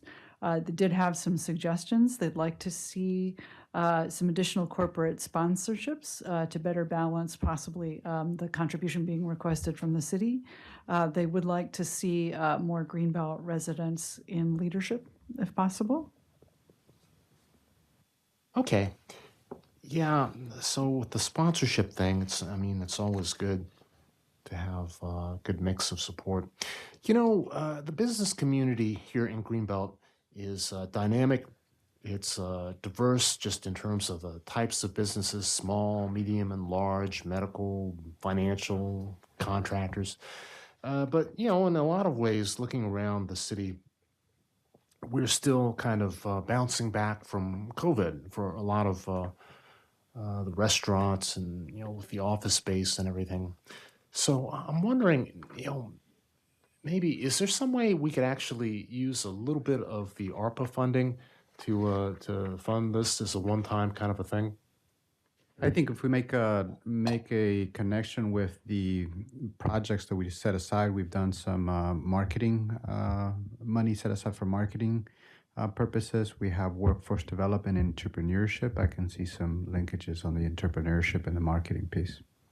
I don't think it'd be too much of a stretch at all. I think it would be actually a reflection of what we're trying to do. Just bring the business community together in a positive kind of way and acknowledge folks that have been working hard through COVID and to the present day to make Greenbelt their home and thrive, which means that as our business community thrives, the city thrives. Right. I'll look into it, and I can also see the opportunity of linking this with the other types of events that we've done that the Business Alliance have been a part of, the business conferences. And from a cost perspective, this is just a little bit over what we spent on on our business conferences. So we can make that correlation with those activities. And I think between sponsorships and tickets, because the thing is, if I nominate you, then your wife's going to want to come, and your partners will want to come, and then we sell these tickets. People sponsor tables, and I think we'll be able to make over. Joellen Fromage, am I pronouncing that right? She's my co-chair, and she is she manages or owns She's the marketing director for the Holiday Inn in Greenbelt, right? So she's great with this, and she had looked. We picked January also because it's less expensive, so we pick a time when we can get better rates, and I think even with the support of the city, we can even go to different vendors and ask for special rates and things like that, and then charge ticket prices that will cover some of the other things. That's great. Hey, go ahead. So I was thinking of this. Maybe we make this as part of our business conference activities, and we don't have to worry about justifying it as part of ARPA. It just becomes part of our spending from the general fund. Mm-hmm. Speaking of the Holiday Inn, this is off topic. So, I know that they were rebranding and they were going to reboot the restaurant back there. What's it called? Silky Pope. You hang out down there all the time.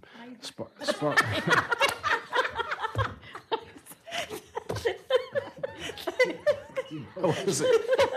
I do not. I have not been there since Willie K's closed. Oh, if there you it wanna- is. There it is.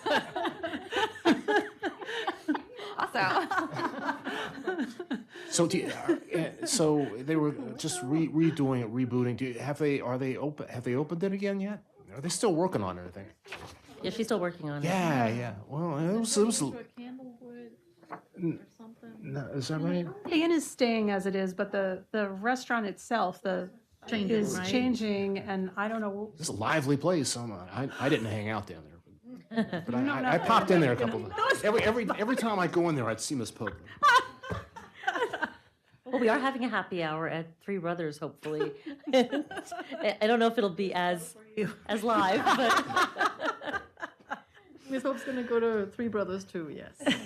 So where's your happy hour? I'll support my my May community 24th business. is what I texted you. Yeah, it's May. It's coming up soon, within this month. We're going to be doing a happy hour. It's a Tuesday in May. Oh shoot. We need to be marketing this better. I know, we just decided on it today, the final date. So we're going to be having it as a happy hour at the Three Brothers, and it's been a little while since we've gotten together as a business alliance, and so we're hoping to just have a friendly get together. We'll be trying to recruit the Beltway Plaza folks to come and join us, those business owners, because it's kind of a heavy lift for some of them to make, to close their shop, come out to a different place or whatever. But maybe at Three Brothers they can come on by. So we're hoping that that'll be an easy social thing for those folks. It sounds like a nice idea. We've had a transition in our staff with in around economic development, that we're recruiting for someone to step into that role. So your ongoing work to bring together members of the business community into a cohesive group is greatly appreciated. So thank you. Anything the city can do to support and help out, just ask and we'll let you know. May 23rd, 5 p.m. is our time. That's when the happy hour is? Is that what? What's that? Pope, happy hour. Happy hour. You make sure you. I'll bring the mayor. Okay. Well, thank you so much. Really Thank appreciate you. what do. Thank you for your time. Thank you. And next up, is the Soccer Alliance here? They're No, they're not here. They're online. They're online? Okay.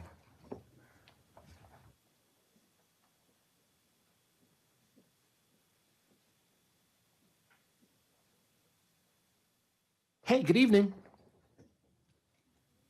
Let's see, I think you're muted or I can't hear you right now. Go ahead. I can't hear you.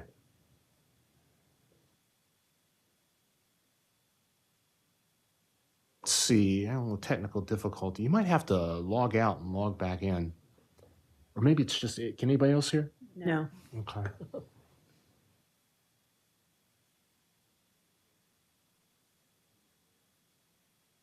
Looks like he popped out. He'll try coming back in, or We actually have a little time where he hit a schedule.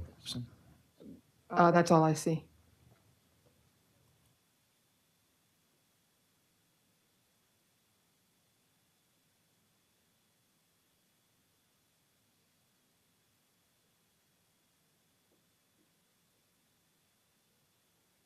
Looked like his microphone was picking up something because it was registering. So we'll.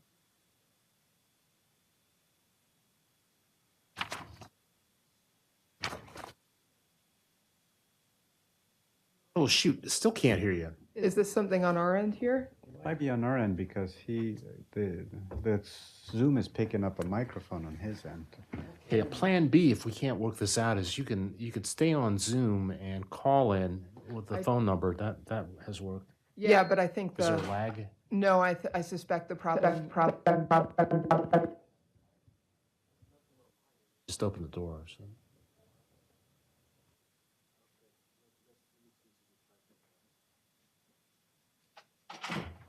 It doesn't look like it's on our end. Maybe there's another Zoom person. Bertha, can you try to say something so we can see?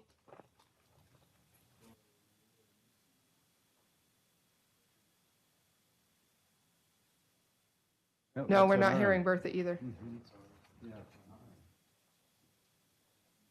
Well, let's just hold tight. It's like Bertha and the Greenbelt Soccer Alliance are chatting. I think they can hear each other. They can hear each other. We just Y'all go ahead. We're gonna take a break. We're running a few minutes early anyway, so we.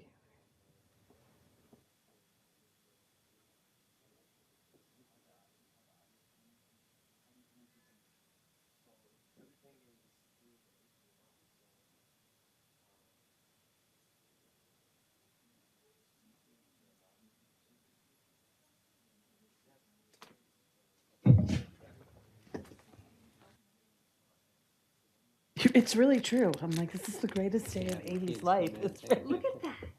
Oh, wow. She thinks she's Ethan.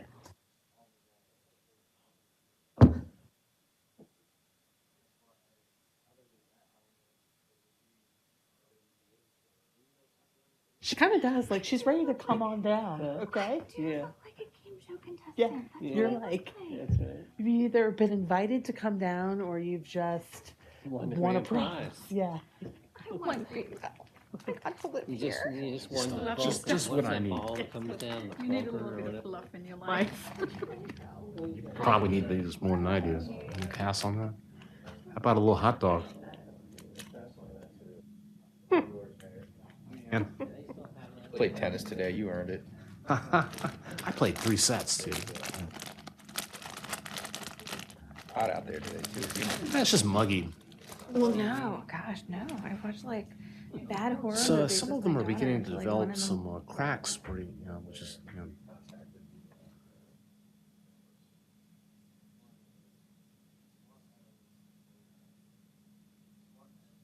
Andrew took some pictures from the original cracks that we got fixed, and we're thinking these are new cracks.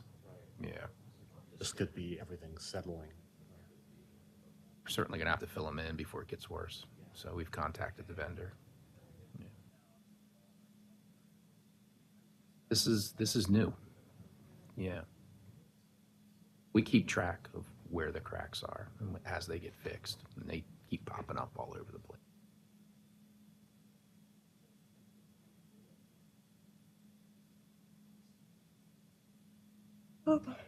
Swimming pool.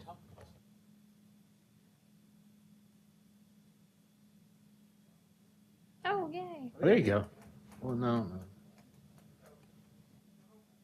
Oh yeah, I'm hearing it now. Her computer. Hey, any word on Spring Hill Lake playground?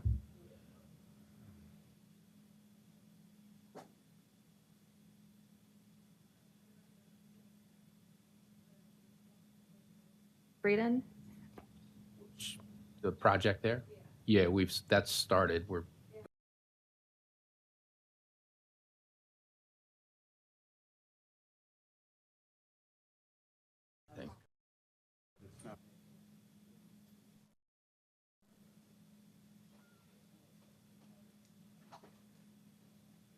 Let's give it another minute, and we could go to.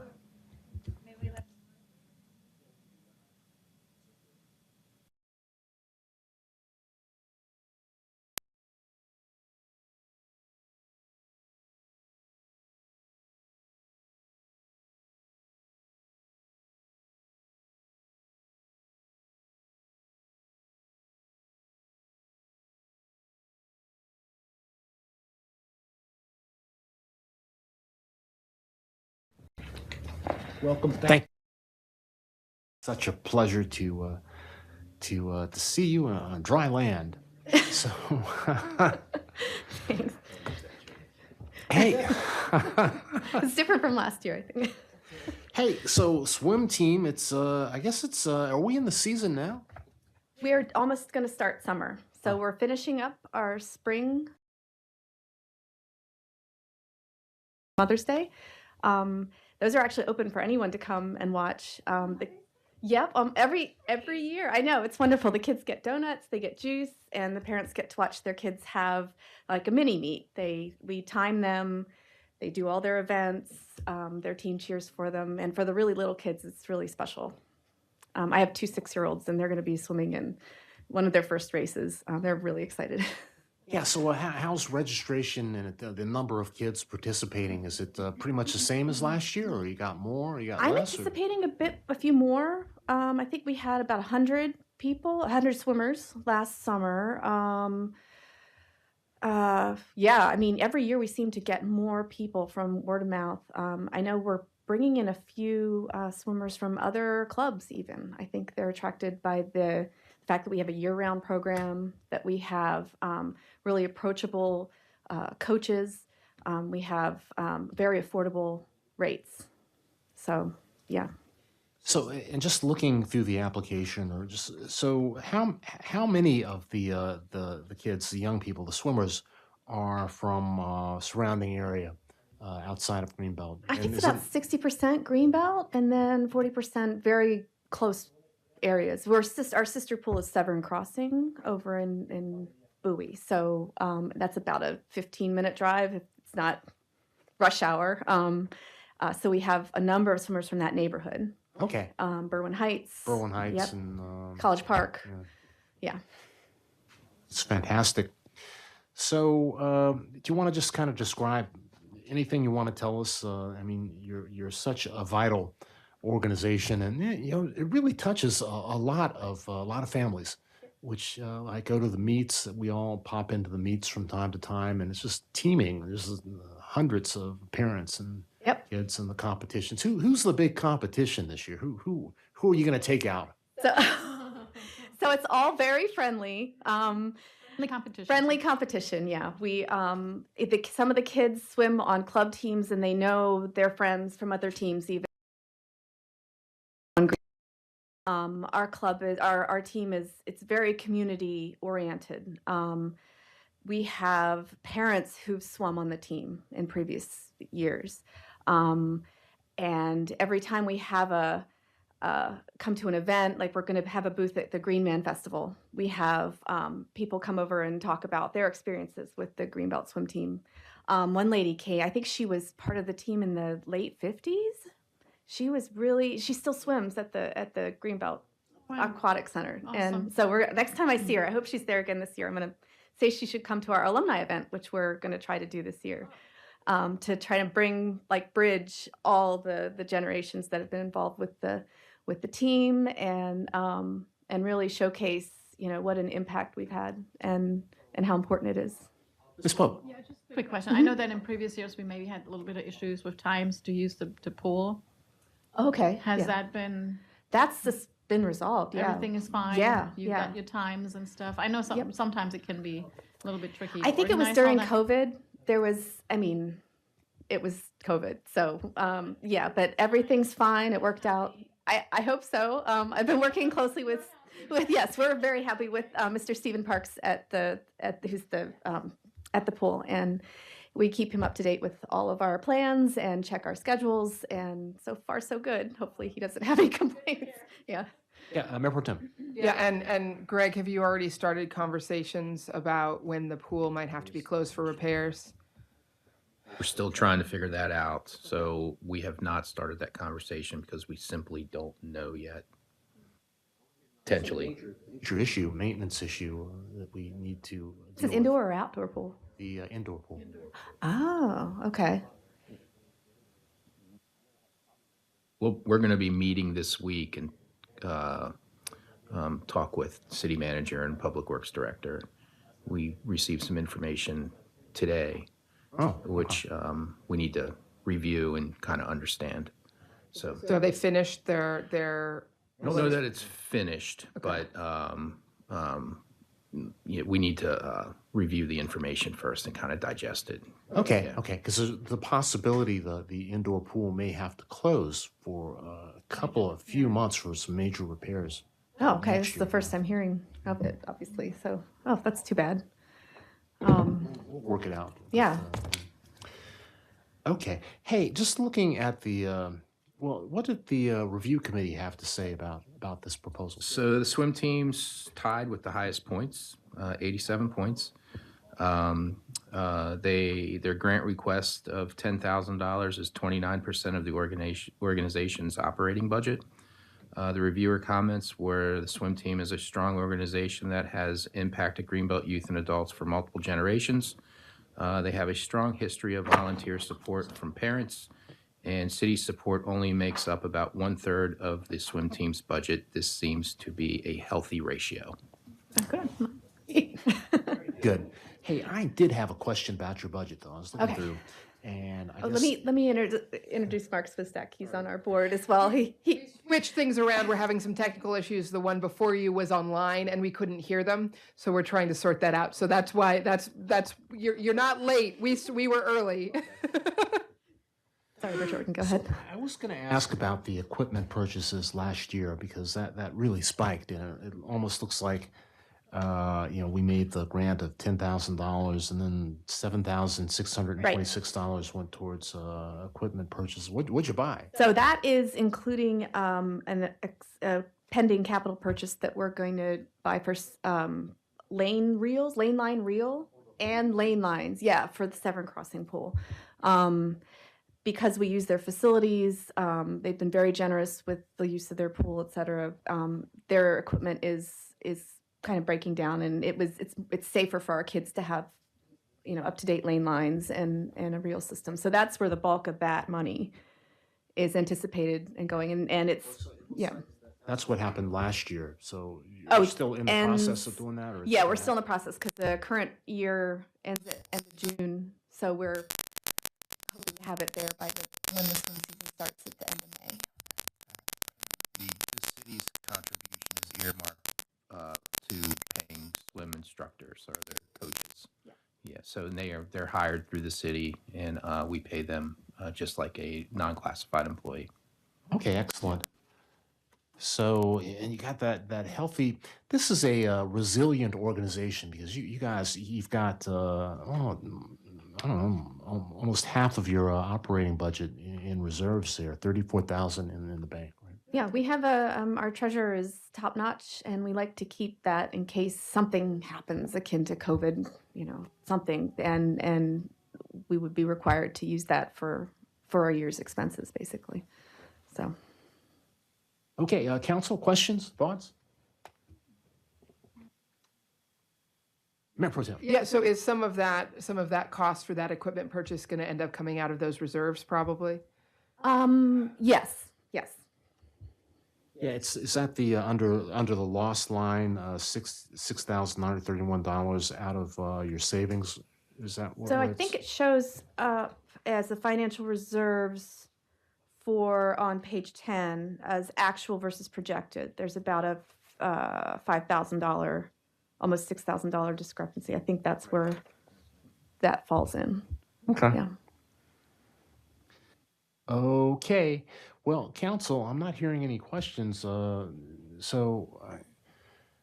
this issue with the pool is a serious issue, and it's possible that that could actually become a factor. I don't know, 7 or 8 months from now.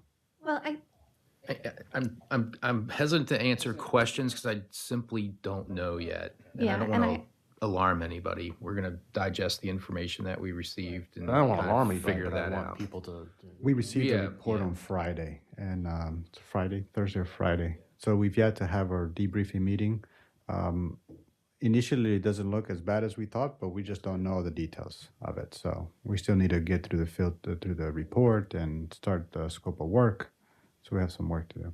And as soon as we can figure out the details, we'll certainly let the stakeholders know as soon as we can. Yeah. Okay. What else can the city do for you? keep coming by our booths at the different events through the year. We love seeing you guys there, and we really feel supported as a team. Anything special planned for the Labor Day Festival? And are you currently working on the parade? We are going to win another trophy. Our kids love participating. Yeah.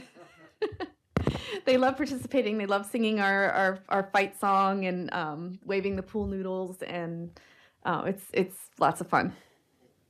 Yeah. Powerful presentation. Yeah. Okay. Well, thank you so much. Thank you, guys. And let's see. So let's check. Are we making any progress? What about that Plan B where you could call in on by the phone and speak? Is that going to work? We're going to try to unmute the microphones on Zoom now. If we could have a volunteer speak. Jamari has rewired the Zoom connection on the board, so maybe that has resolved the issues. Okay. Hey, let's give it a shot. Are you there? No, we're still not hearing it. So Plan B would be to call in by phone. Plan C would be to call in tomorrow. Can, Fix this by tomorrow. yeah. This is the last group for tonight. Well, we have the We've got the miscellaneous groups. We have miscellaneous groups as well. Yeah, I think it looks like he's holding up his phone. I think he's going to try, but I think the connection. I think the problem is getting the audio from Zoom through the speakers in the council chamber. Unfortunately, is what we're having trouble with. And I think if we turn on a computer, we get we may get an echo. Yeah. We would still get an echo, probably.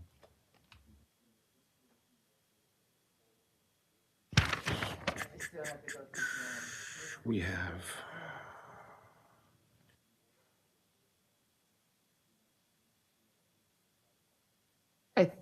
Yeah, that's gonna.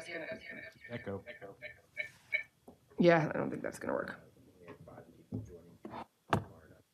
Well, usually we don't have a problem. We normally don't have a problem with having people who are online speak up. It's something.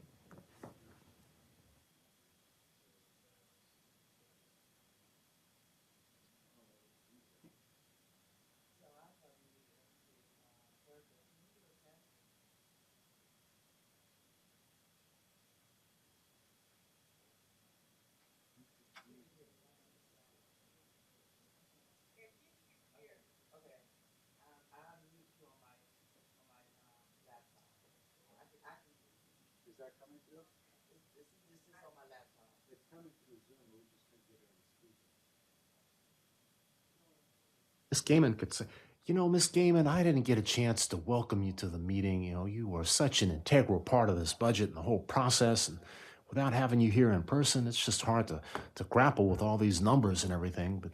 But did you want to say anything about the recognition groups?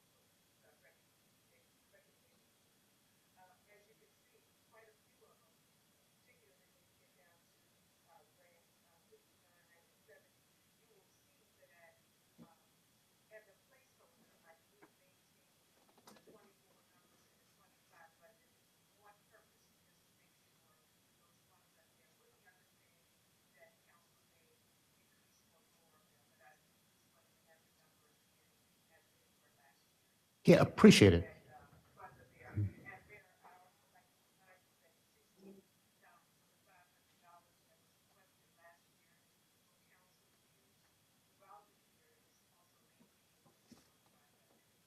Thank you.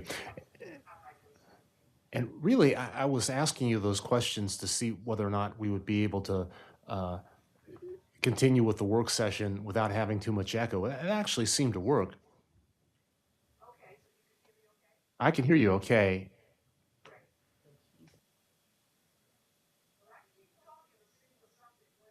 Now, if you want to mute, let's see if we can bring the Soccer Alliance on. Is he still there? If you could unmute and speak, I think this is going to work. Okay. Oh, okay. Thank you. Hey, sorry for the technical difficulties, but it seems like we're rolling now. So, do you want to go ahead and give us a quick overview of your request? It just seems like you guys are doing such a fantastic job with the Soccer Alliance, and to see it evolve over the years and grow and thrive, it's really encouraging. So, welcome.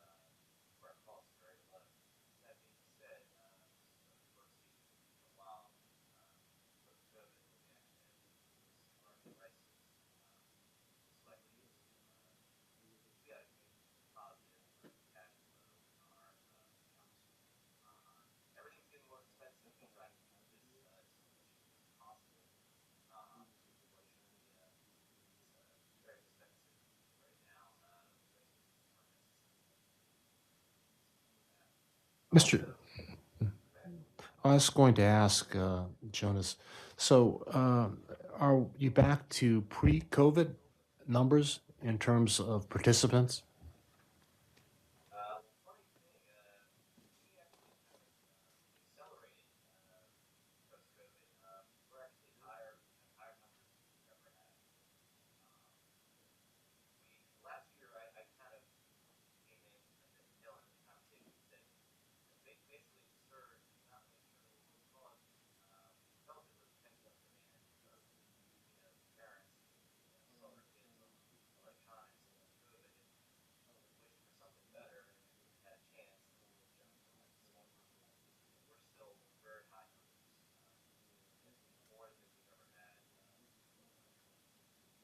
That's great. That's great. So you mentioned prices going up or the cost of just doing business. Hey, in terms of your the scope of your work or your physical your presence in Greenbelt, it looks like almost all of your board are Greenbelt residents. But I imagine the kids are coming from all over, from New Carrollton, from Hyattsville. Is that right?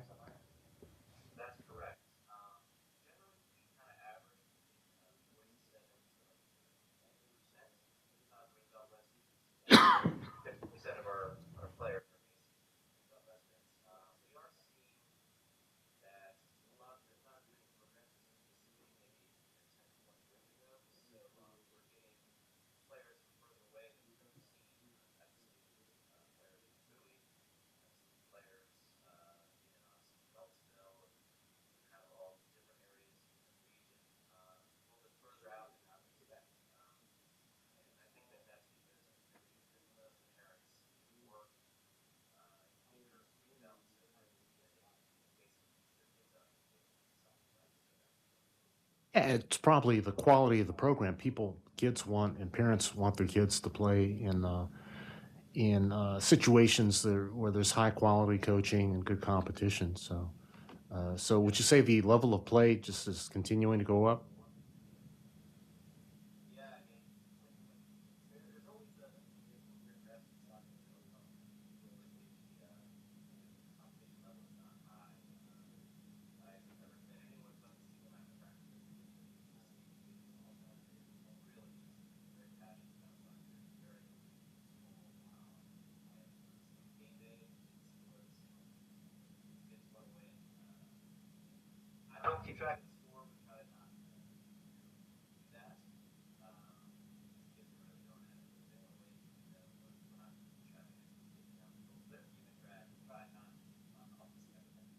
Right, right. So you have different levels. You have, the soccer for the younger kids that no scores, but then you do have a travel team as well. Is that correct?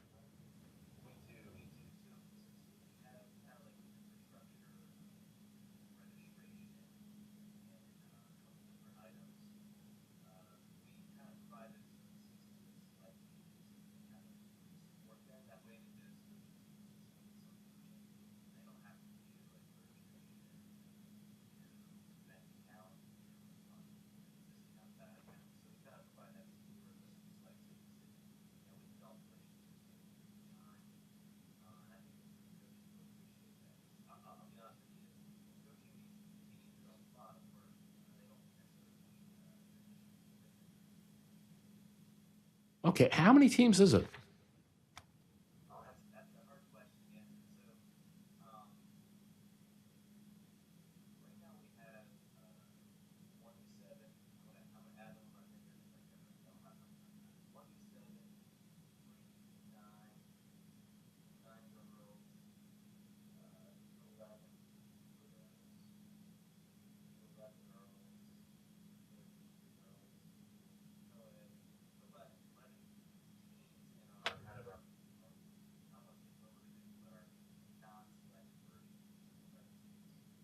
That's great. And so just 14 or 15. So which days are you practicing in Greenbelt?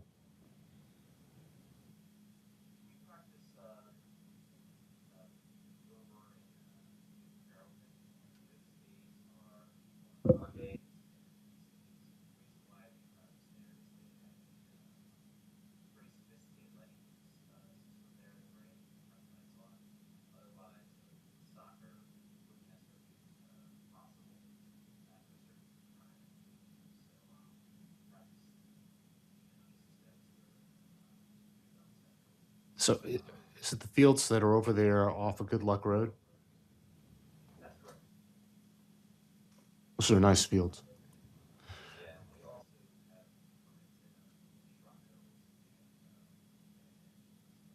Hey, is Strom Hills even having the permits there? Do you ever have an issue just with getting there and there's some other team, some other group using the field?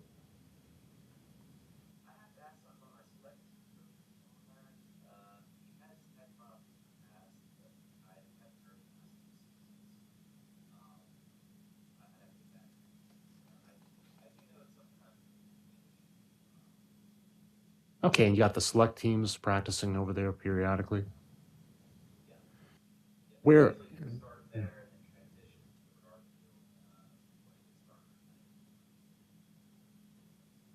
Okay, okay. So the practices and whatnot. So what about the matches or the gameplay or intramural gameplay? Where are those over in New Carrollton mostly as well?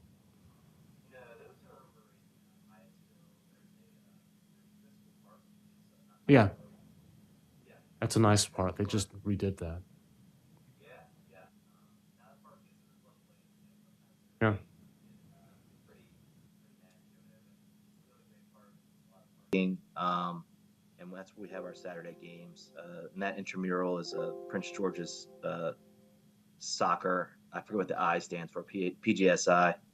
And so we kind of all have a group with them. There's many different leagues that are in that division. There's just a couple off the top of my head, Aerostars and a couple other divisions, Tacoma Park. So a lot of different divisions all kind of come together and play each other every Saturday. Okay. Hey, council, do you have questions? Yeah, Mayor Pro Tem. So it seemed like from reading your application that the access to the fields and I also saw a note about storage space. This seemed to be some of the biggest concerns in terms of what the city is providing. And I guess I don't know, Greg, do we have a timeline on the improvements over at Schramm yet? So we don't have a timeline yet. We should have that in the next couple weeks, but that field will get some major improvements, new surface, irrigation, access control. But as soon as we get that timeline, we'll notify the GSA of when we'll have to close that field down. Which I think, I know field condition has been one of the things that I feel like you've talked about. I mean, we can't necessarily, lighted fields is a whole other level, but at least hopefully in the next while, we'll be able to get some better conditions at Schramm. Certainly safer than what's there now, yes, for soccer. Yeah. Okay. Hey, what did the review committee have to say about this application? So the Greenbelt Soccer Alliance scored 85 points, which is very, very good. The grant request of $4,000 is 30% of the organization's operating budget. Reviewers' comments were excellent representation from Greenbelt residents and leadership, volunteers, and participants. Compared to other recognition groups, this is a modest request that offsets registration fees for Greenbelt residents, and it has direct community support. Yeah, that's great. Wonderful.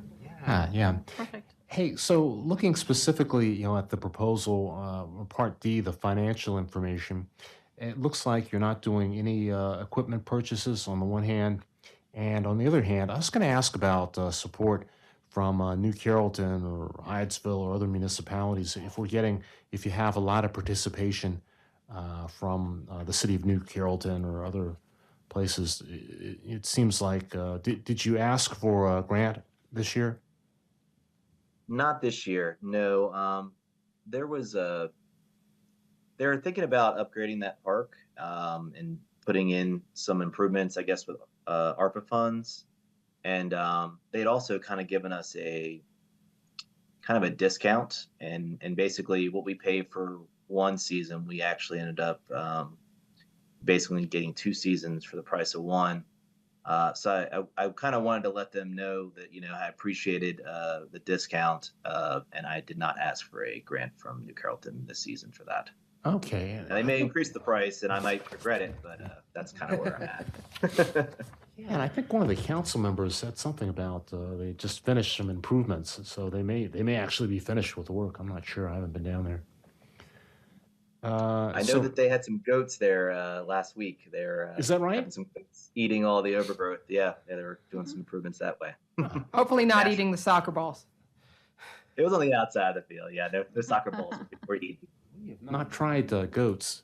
Our public works department does such a good job. I don't think the goats could really compete. Different kind of goat. Greatest, yeah. Okay. Hey, and so no equipment purchases this year? Yeah, so I actually, coming out of COVID, we weren't able to get the improvements that we needed for goals and for new soccer balls, and then there was the whole thing in Panama Canal where, we couldn't get, equipment for a while. So last season, I basically made all the upgrades we needed, more goals, more balls. So last season spent quite a lot, and that actually to a little bit of our reserves. But now we are all good when it comes to all the things we needed. And one thing that was important to me is that every kid would have, or every player would have a ball. And so that's something I was able to make happen last season. And obviously those balls are still around. So we're doing pretty good on equipment. I think the only thing that I probably didn't cover is I bought new shirts for the coaches. You can see what they look like here. It's nice. And that is one thing I forgot to put in the grant. But other than that, no new equipment purchases. Okay. And looking at on the debt, so it looks like you're looking for some reimbursement. You put out some money out of your own pocket, and you're waiting to get outstanding checks and refunds and things. Yeah, it's usually how it goes. We've had that almost every year. And there was also, we had a kind of a troublesome preseason this year where we weren't able to get our permit for Greenbelt Elementary School, which is usually we do a winter program there. That wasn't able to happen just because there was so much competition, and they were kind of got grabbed out right from under us, so we weren't able to have a winter session. So we had to do, I think it's in there to give refunds for all those. Right. Yeah, are you doing any other outreach to the schools, like putting on a clinic or going and talking about soccer? I don't know, to Spring Hill Lake We Rec Center or the elementary school or maybe Magnolia Elementary School? Yeah, so we actually do e-flyers to all the schools. It's kind of saves on costs, and then certain schools they don't like the e-flyer, so we'll do paper flyers to those schools. It all kind of depends on how the school wants to handle it.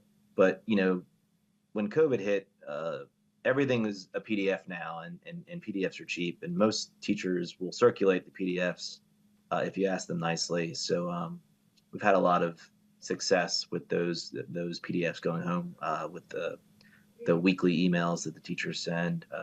So that's kind of how we've been getting the message out. It's kind of grassroots 101 there, and we also try and be out in the community. Like I'll be out and at the Green Man Festival with my Greenbelt shirt on.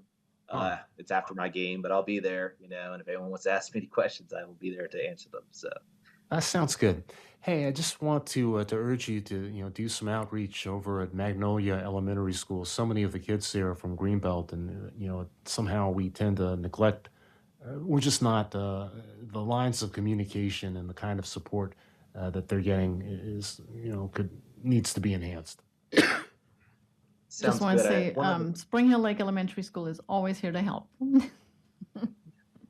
Yeah, one thing, I don't know if he wants to talk, but David Whiteman is on the call. He's one of the principal members of when it started. And I know he does some kind of extracurricular activities where he will go to schools and he finds players, amazing players that, we didn't know existed. So I think also that, him going out and, kind of doing these programs through Maryland Youth Soccer Group, we're finding, there are some places that, are kind of in our blind spot. So we'll be on the lookout for that. Okay, so you said David's on the call? He is.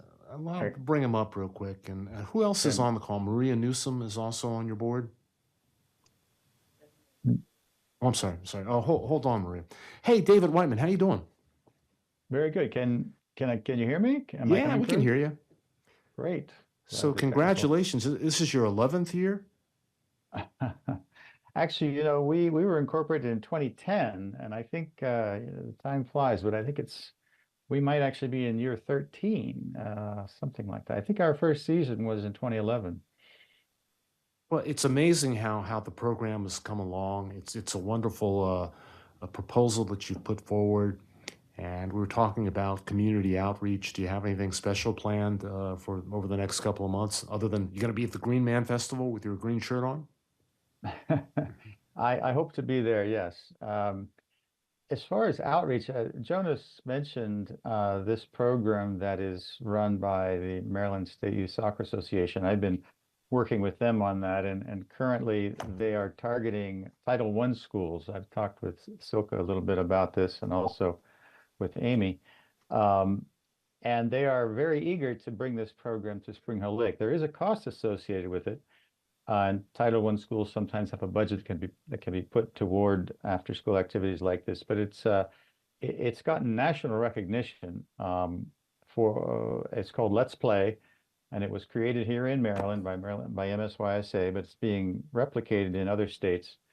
And I work 2 hours on Tuesday afternoons at Lamont Elementary in New Carrollton as one of their coaches, and it would be great to bring that to Spring Hill Lake. So that's the outreach that Jonas was referring to. Okay, we'll keep that in mind, and congratulations on your good work and your ongoing focus on youth soccer. It's very, very exciting. Well, thanks very much. Any other questions or comments from council? Okay, well, hearing none, let's go ahead and move on to our grants and contribution groups. And I'm not sure exactly how we're going to do this, but we've got Maria Newsom from Meals on Wheels of Prince George's County. Did I say that right? Yes. Okay, welcome. Can you hear me? Yes, yeah, it's so nice to see you in person. Good evening, And- Mayor and council members. Thank you for having us here. My husband, Phil Newsom, who's also on the board, is here. Okay, welcome. Hey, so, it's been so challenging coming through COVID and just food security is something that's what you do, and you've been doing it for quite some time. Are you still working from the kitchen down there on Kenilworth, or have you moved back up to College Park? Right now, we're still at the Elks on Riverdale, in Riverdale, yes. Fantastic. And how I know you've got a lot of Greenbelters working with you as far as the food deliveries in Greenbelt. Do you know how many Greenbelt volunteers you have? Volunteers, probably at least 25, 30, at least. And so they cover most of the clients here in Greenbelt, but also do other work. And how many clients do you think you have on the regular? What is it? It's 3 meals that you deliver each week, Yes. and it's a packet. So what is it? It's like 2 dinners and a breakfast or something No, like that. it's a freshly made dinner, Uh-huh. and a freshly made lunch, fresh salads and fruit juice, sandwich, and a freshly made salad every morning, and Right. and a piece of fruit and a half a gallon of milk every Monday. Yeah, it's pretty good. And the breakfast, Yeah. the dry cereal. Yeah, that's a lifeline for many folks, not just seniors, but other folks as well. So I'm wondering about it's not just volunteers. At one point this year, I think our police department was actually helping with some of the distributions. Are they still doing that? I've not been aware of that. I know that we had Talk about that asked maybe. for some help regarding Yeah. an incident that happened at Franklin Park. But I don't believe we ever heard back. Seems like we worked through it somehow. So thank you for your focus. Thank you for continuing to serve us here in Greenbelt. How big is your service area anyhow? It's high. Is it all of Prince George's County, or is it all the way down to Mount No, Rainier? we're actually the only Meals on Wheels in Prince George's County. We serve Beltsville, Riverdale, parts of Hyattsville, all of Greenbelt, all of College Park, and some other areas in between. If we can get a route, if we can get the volunteers to go out there, we'll serve them. So it's a total of volunteers. I think we have close to 200. In Greenbelt alone, we serve approximately 52 in Green Ridge House as well as the community. So it's one of our bigger areas, and Hyattsville's the other big area as well. Right. Well, that's fantastic. And I've been down to the Elks Club. They have a rather large commercial kitchen, probably larger than the one that's off of Rhode Island Avenue at the Methodist Church.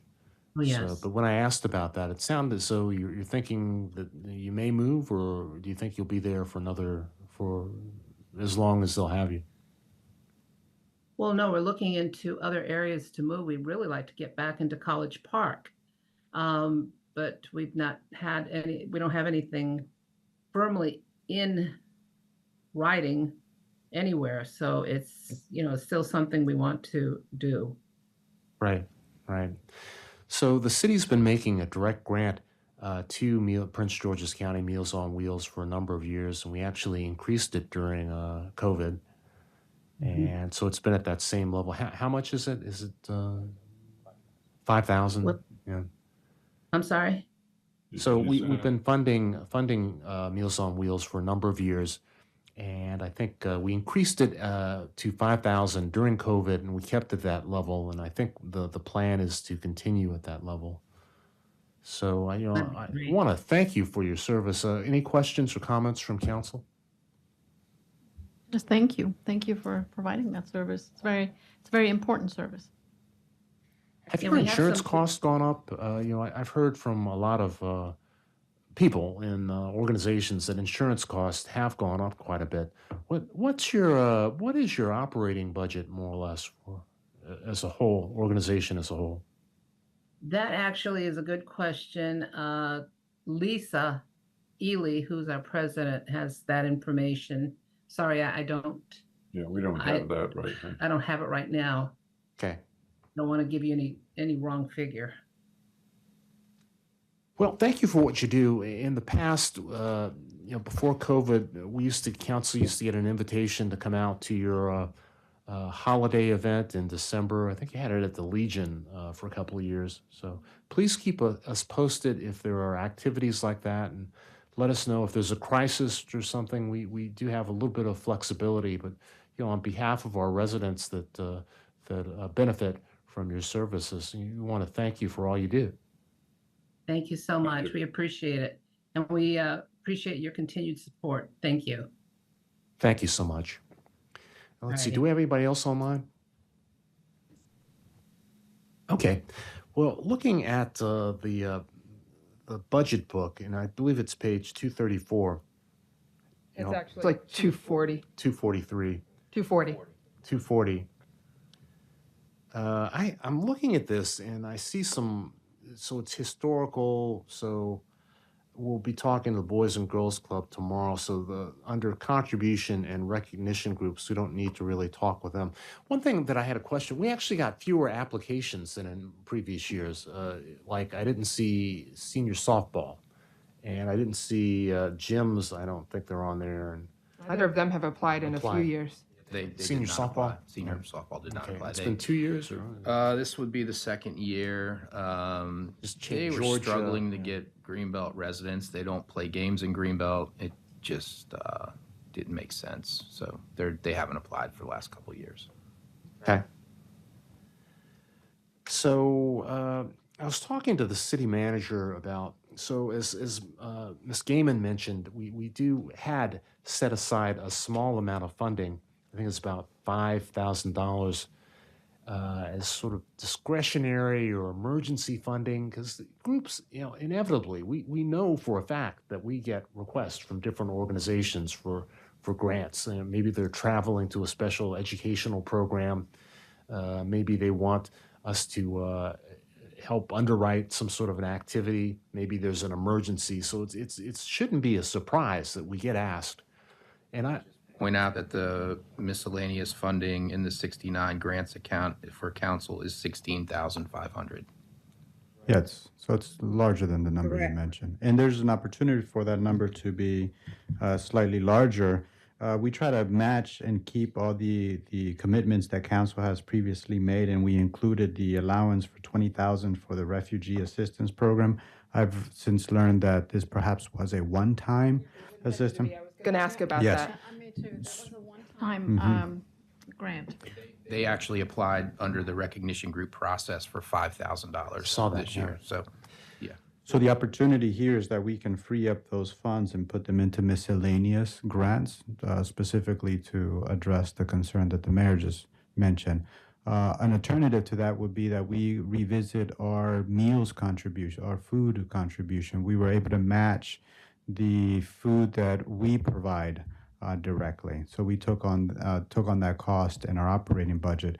But if council had an interest in matching some of those food subsidies and other programs, we can move that money into the miscellaneous grants and review it as council deems necessary to make those additional contributions. Yeah, I'd like to do that. I've actually wanted to do something like that for quite some time, and I'd like to kind of take it out of council's purview. I think the review committee, the 3 individuals or 5 individuals, these requests that we know we get them every year.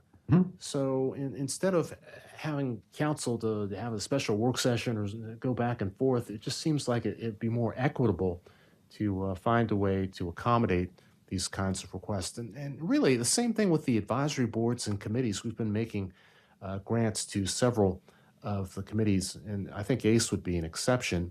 But I think that we should kind of open that up to all the advisory boards. If there's a request for a project out of APB and it makes sense, we should fund it. And for the other groups, if they don't have a good program, why not make the funding available to other advisory boards? So I think we should actually talk about this a little bit. Maybe we can spend a little time in a quick work session, just part of a work session, and kind of figure out a process. Because, process, I don't think, council shouldn't really, we get a request for this or that. Somebody else should look at it, not us necessarily first, and get that recommendation. Yes, please. Yeah, well, and I certainly agree with that. I think I've brought that up before as well. So I'm certainly in agreement with that. And I think that could be in line with what Greg proposed of maybe revisiting the process, see if there's any for the grants and recognition groups process, because some of that could be to do a secondary process partway through the year with some of that miscellaneous money, because we do get requests partway through the year. And right now, if groups don't remember to apply in January, they're not part of this budget. So I think that it seems like those two things could be connected, both seeing if there's a different way to do that, but also these small projects that could be then halfway through the year, have a process maybe involving pulling people from the advisory committees as we do for this recognition group process. It's something we certainly can look at and talk about. This process is very labor intensive. A lot of people work on this. I wouldn't want to do this 6 months into the fiscal year, do it twice a year, basically. So if there's a way we could do that and streamline it and make it simple, I'm all for it. We just need to talk it through and figure it out. A simplified version. Right. Maybe we can come up with a couple ideas and do it pretty quickly, figure out if there's some way to kind of move forward. We can make a proposal to council. I'll draw from my grant making experience, where I outlined what the purpose of the funding would be, set a criteria, and designate a grant review team to score it on a defined criteria that council has approved. And it could be a similar criteria that Greg and the team has used, but maybe something that's designed to go through the process faster. Faster, more on the not on the fly, but just a way that's a little bit more nimble and doesn't take quite as much staff. Right. And maybe on a more rolling basis, similar to what we've done with some of the ARPA grants. We could do it on a rolling basis. I think it'll be important to set some grant limits so that the money could be spread out throughout the year. So maybe there'll be a series of $5,000 grants or $1,000 to $5,000 grants. Just tiered systems. Right. Now. Mm-hmm. If we know what council wants, if Josue, myself, Nicole, maybe Carrie can sit down and talk this through, I think we can come up with a good recommendation. With not only that, but this process too, because we think there's some changes that need to be made here as well. Yeah. Good to review and adjust Yeah, things at that absolutely. time. And Things I think, change over Yeah, time, things yeah. change over time, and I think for this I think for bigger things, then they should go through the regular budget process. But for smaller things, that could be something that comes up last minute. 51 recognition groups right now, and each group gets different type of in-kind services, and trying to accommodate 51 groups is really difficult. So that's something we need to discuss. Yeah, a lot of it has to do with the business model of the community center, and I think that's something that we need to look at too, because that was adopted back in the 1990s. So a lot has changed since then. Maybe the business model needs to change as well. Council, are there any other? So there's a couple of information items, Mayor Pro Tem. Yeah, there was a Better Bus meeting this afternoon. This afternoon at 3:30. 3:30. Yeah, so I listened into it, and I think the significant things, they're going to have sort of the next round of their public outreach starting, and the website's supposed to be live with with the new information May 13th, and then the public comment period is May 13th to July 15th.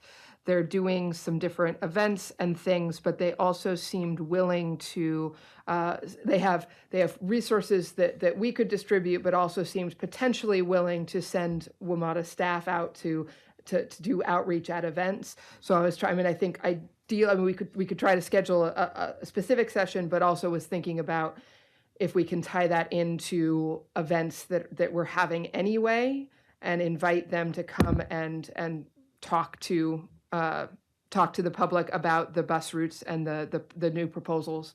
I think that would be good to help get broader feedback.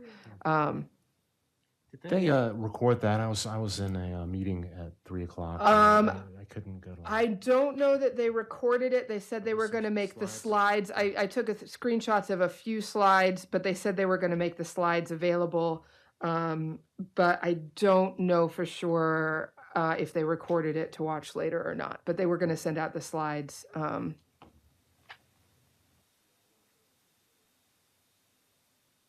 Plus, wait, did you have an additional information item? Covered my 2 items, which were the meetings. Anybody else with anything for the good of the order? Hey, Greg, thank you for all of your work and your leadership in this process. Share our regards and appreciation to Nicole DeWald as well. And I don't know, Miss Gaiman, if you're still online there, thank you for all you do. So at this point, we're going to adjourn and we'll take this back up at 7:00 tomorrow. And I think it went pretty quickly, so I appreciate breaking it up. But, I think as long as everybody shows up, all the different groups show up on time and we don't have any technical difficulties, we should be able to finish by 9:00 tomorrow. We apologize for that glitch. We'll figure it out. Have it ready to go tomorrow. Okay. Well,